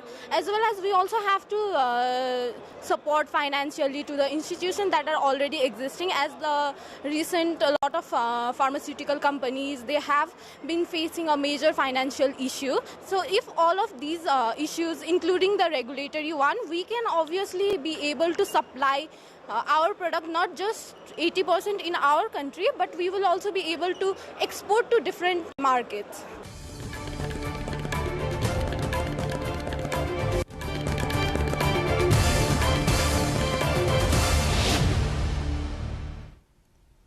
That was the end of our cover story. Now to more updates. Nepal's Ministry of Health and Population has released details of individuals injured during the Gen Z movement on September 8 and 9. Health Ministry's spokesperson Dr. Prakash Burathoki said the data was collected from hospitals where the injured received treatment during the protest. A total of 2,638 people were treated across 99 hospitals nationwide. The Civil Service Hospital in Kathmandu's New Baneshwar treated the highest number of injured, 458, followed by Nepal Police Hospital with 203, the National Trauma Center with 190 and TU Teaching Hospital with 108 patients. Spokesperson Dr. Burathoki added the latest update regarding the injured has been forwarded to the Ministry of Home Affairs. The Nepal government has implemented a new policy aimed at introducing ethanol-blended petrol. According to the policy, the Nepal Oil Corporation, NOC, must mix up to 10% ethanol in a liter of petrol depending on availability. The policy aims to promote industries based on domestic raw materials, create employment opportunities, encourage the use of agricultural and biological resources, and reduce energy imports. Molasses, Napier grass, agricultural waste, biological materials, straw maize stalks, wheat straw, cassava, rotten grains, yeast, and certain chemicals are listed as raw materials for producing ethanol, which will be used as a fuel additive. The air people breathe every day can determine how long they live. In Nepal, air pollution have become one of the most serious threats to public health. Government data from the Ministry of Health and Population estimates about 42,000 people die annually due to population-related illness. Our colleague Smithu Gising-Tamang looks into data. A thick layer of smog often hangs over Kathmandu's skyline, especially during the dry season. For many residents, polluted air has become part of daily life. However, health officials warn the air people breathe every day may be silently harming their health. According to Ministry of Health and Population, air pollution causes around 42,000 deaths each year in Nepal. Government health data shows the impact falls heavily on vulnerable groups. Nearly 19% of these deaths occur among children under 5, while about 27% occur among adults over 70. Research cited by the Ministry of Health also indicates that air pollution has reduced average life expectancy in Nepal by more than 4 years. However, in Kathmandu, pollution levels frequently exceed limits, placing it firmly in the unhealthy category. The World Health Organization recommends an annual average PM2.5 level of no more than 5 micrograms per cubic cubic meter. However, studies show pollution levels in Nepal often exceed this guideline several times over. According to the Ministry of Health and Population, exposure to polluted air contributes to diseases such as chronic obstructive pulmonary disease, heart disease, strokes, lung cancer, and lower respiratory infections. Children are particularly vulnerable because polluted air can affect lung development and long-term health. Government environmental reports identify key pollution sources, including vehicle emissions, industrial smoke, construction dust, brick kilns, and open waste burning. Seasonal forest fires and dry weather, along with Kathmandu's bowl-shaped geography, can trap pollutants in the valley. Nepal's constitution guarantees environmental protection. Article 30 states that every citizen has the right to live in a clean and healthy environment. Yet, as pollution levels continue to rise, a critical question remains. How can Nepal ensure the constitutional right to clean air for the millions who breathe it every day? Smitu Gising Tamang, reporting for NTV World. Youth groups stage a protest in Kathmandu today, demanding stricter action against the perpetrators of the Inisha Bika murder case. Demonstrators have called for a thorough and impartial investigation into the case. They also demanded legislation to impose the death penalty on rapists and raised slogans against violence toward women and Dalits while urging swift for justice for the victims. 16-year-old Inisha Bika was found dead in a community forest in Western District Surkhet's Virendranagar. A post-mortem report indicated that she died from excessive bleeding following sexual assault. Nepal police is continuing its investigation into the case. The 12th World Conference and Unity Convention of the Non-Resident Nepali Association (NRNA) has kicked off in Kathmandu from today. The event was inaugurated by Foreign Minister Balananda Sharma, who highlighted the role of non-resident Nepalis as partners in Nepal's overall development under the country's constitution, policies and sectoral laws. Addressing concerns over ongoing conflicts and instability across the world, Minister Sharma said the safety of Nepali citizens abroad remains a priority. The conference, which will run until March 16, will feature sessions on non-resident citizenship, constitutionally guaranteed economic, social and cultural rights and investment opportunities. The event will also elect the NRNA's new leadership. Now, Nepal's apex bank, Nepal Rashtra Bank (NRB), has reported that the country's foreign exchange reserves are sufficient to cover 18 months of rice imports as of mid-February in the current fiscal year 2025-26. According to data released by the central bank, foreign currency reserves have risen by 23.3% over the past 7 months. In US dollar terms, reserves rose 16.7% from $1.95 billion in mid-July of 2025 to $2.276 billion by mid-February of 2026. Indian currency accounted for 21.5% of total foreign exchange reserve.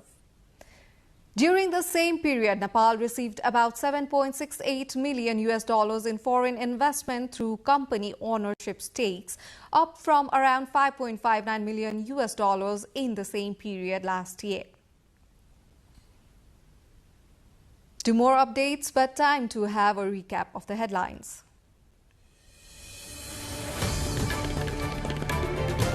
4.7% votes invalid in March 5's HOR election. Election Commission says invalid vote percentage lowest compared to last 5 national polls.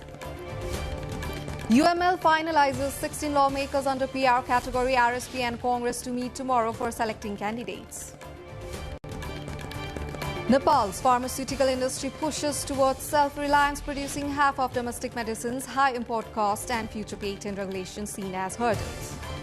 Trump urges UK and other nations to send ships to help secure Strait of Hormuz after Iranian attacks. Hamas urges Kyiv and Iran to halt attacks. North Korea fires over 10 ballistic missiles into sea. Tensions rise amid US-South Korea drills and Trump's push for dialogue. And Santoshi Shrestha wins half marathon at Pink Kerathon 2026 event organized to promote women empowerment and breast cancer awareness.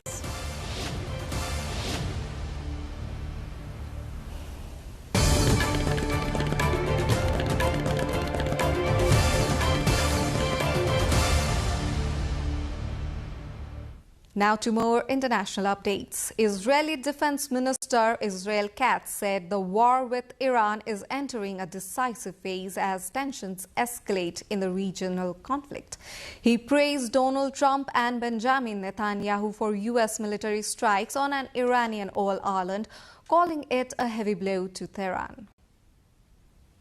המאבק העולמי והאזורי מול איראן, אותו מובילים נשיא ארצות הברית דונלד טראמפ וראש ממשלת ישראל בנימין נתניהו, עולה מדרגה ונכנס לישורת ההכרעה שתימשך ככל שידרש. אני מברך את הנשיא טראמפ על המכה הקשה שהנחית הלילה צבא ארצות הברית על אי הנפט האיראני.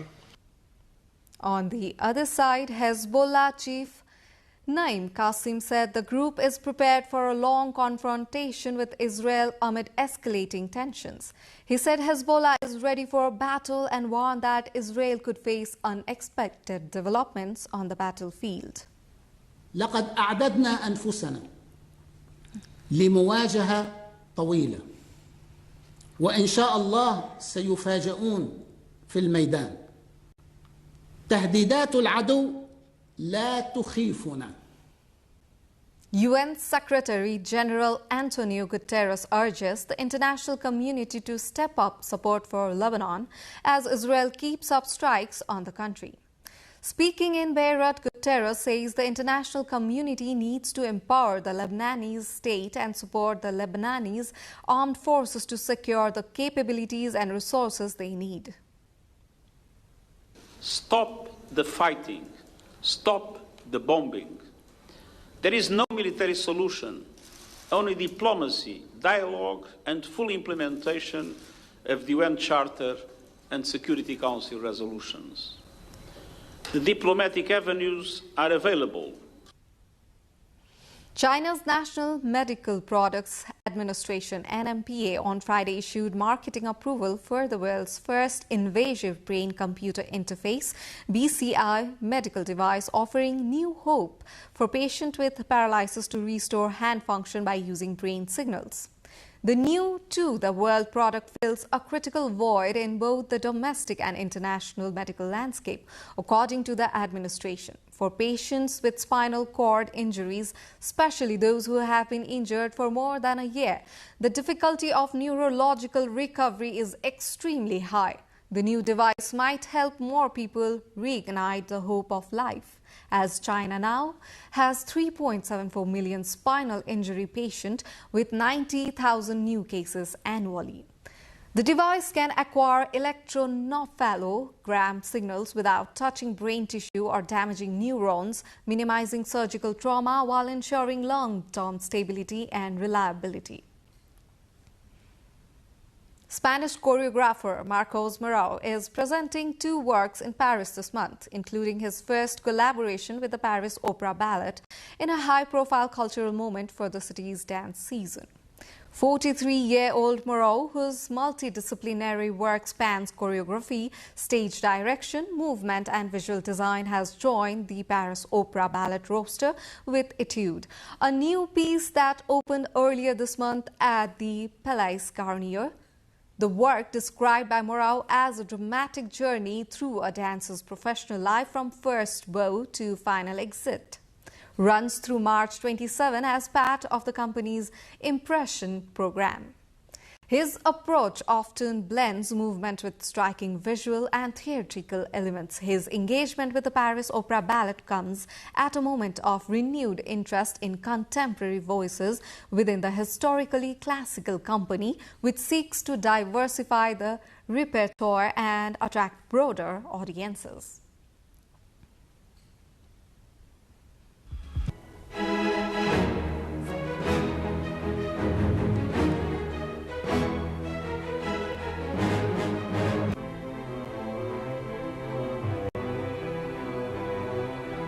In Gansuk, Poland, a new generation of designers is modernizing ancient amber using aerospace, grand technology and virtual reality.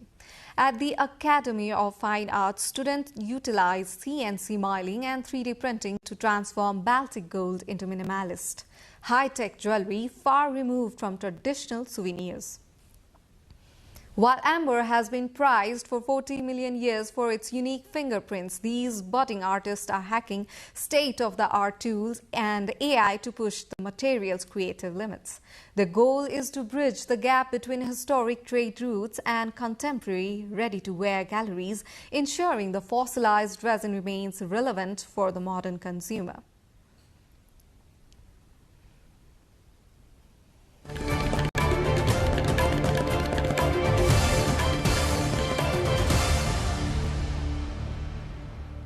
Let's take a short breather here. We shall be back with business updates.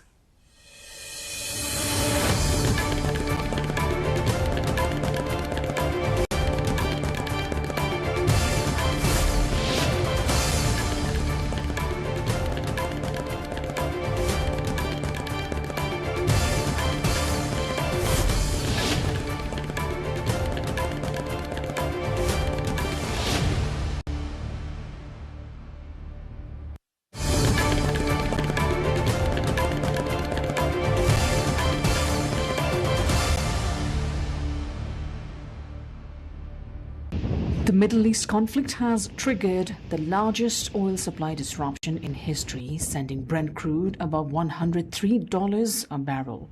With the Strait of Hormuz closed, 20% of global energy is stranded, wiping $3.2 trillion off global markets. Despite emergency reserve releases, analysts warn that skyrocketing costs could spark a major global recession and record inflation.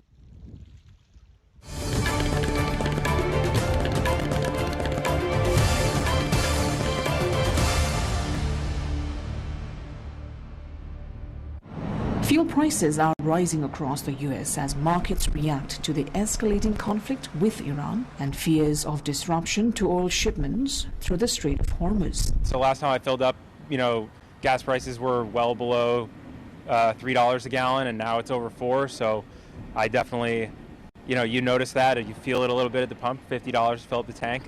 So definitely concerned that it'll keep going up.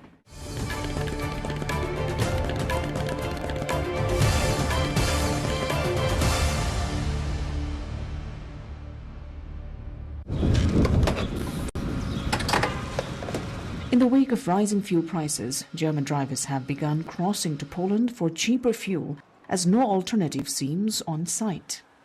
Na, solange Krieg ist, sollten sie versuchen, uns ein bisschen zu helfen. Ganz einfach. Ne? Entweder Steuern runternehmen oder eine Förderung geben. Ja? Solange der Krieg da ist, wir können nichts dafür, dass der Krieg da ist. Ne? Und deswegen sollten sie schon was machen. Also es ist ja nicht die Alternative, nach Polen zu fahren und zu tanken.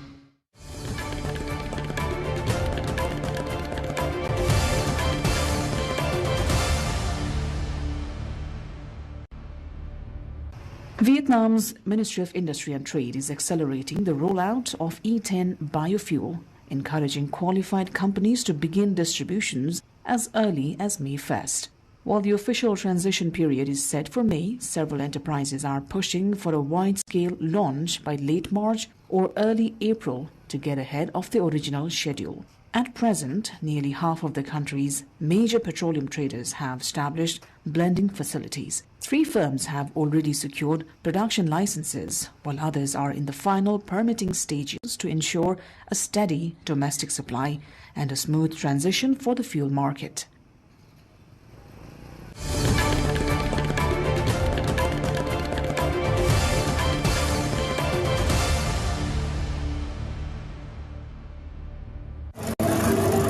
In Gaziantep, Turkey, businesses are ramping up production of yuvalama, a traditional dish essential for Eid al-Fitr, which begins this year on March 20. Made from tiny hand-rolled dough balls of semolina and rice flour mixed with lamb, nearly 100 tons of this specialty are consumed across the city every year. Known as Turkey's gastronomy hub, Gaziantep sees such high demand that restaurants and new businesses are working overtime to meet holiday orders. For many local families, the morning of Eid officially begins with a bowl of this dish rather than a traditional breakfast.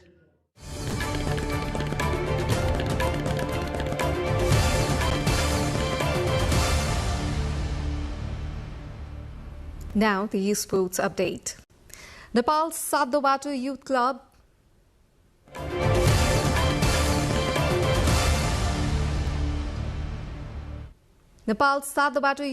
and Jagriti Club played out a 1-1 draw in today's match of Anfa National League underway in Kathmandu. The match held at the Anfa complex in Lalitpur Sadobatu saw Jagriti take the lead in the first half with a goal from Bikram Thokar. However, Sadobatu equalized early in the second half when Arun Lama scored in the 48th minute to level the game at 1-1. With this draw, Jagriti Club earned its first point of the tournament after 10 matches, while Sadobatu Youth Club, also having played 10 matches, remains on 8 points. Machindra Football Club leads the league with 25 points from 10 matches, followed closely by APF in second place with 1 point less.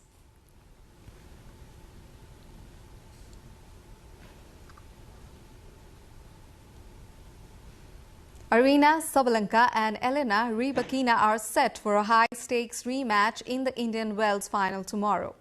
This marks their third championship meeting in the 4 months, with world number 3 Rybakina holding a strong record in recent finals against the top-ranked Sabalenka. Both players cruised through their semi-finals in straight sets to set up the top-tier showdown.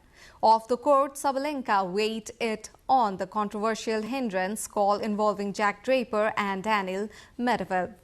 She criticized the current video view process, arguing that players should be required to stop play immediately if they are distracted, rather than waiting to see the outcome of the point. Sabalenka heads into Sunday's final aiming for her first Indian Wells title after several previous runner-up finishes.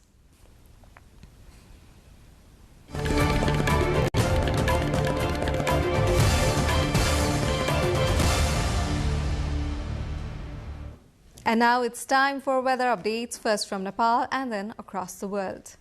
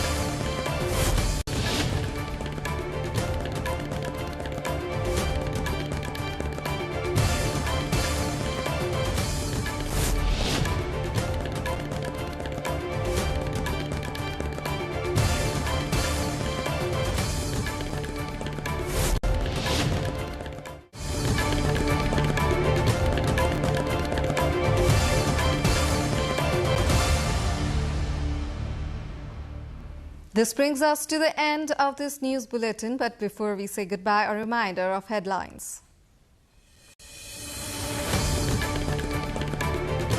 4.7% votes invalid in March 5's HOR election. Election Commission says invalid vote percentage low compared to last 5 national polls. UML finalizes 16 lawmakers under PR category. RSP and Congress to meet tomorrow for selecting candidates. Nepal's pharmaceutical industry pushes towards self-reliance, producing half of domestic medicines. High import costs and future patent regulation seen as hurdles. Trump urges UK and other nations to send ships to help secure Strait of Hormuz after Iranian attacks. Hamas urges key ally Iran to halt attacks. North Korea fires over 10 ballistic missiles into sea. Tensions rise amid US-South Korea drills and Trump's push for dialogue. And Santoshi Shrestha wins half marathon at Pink Marathon 2026 event organized to promote women empowerment and breast cancer awareness.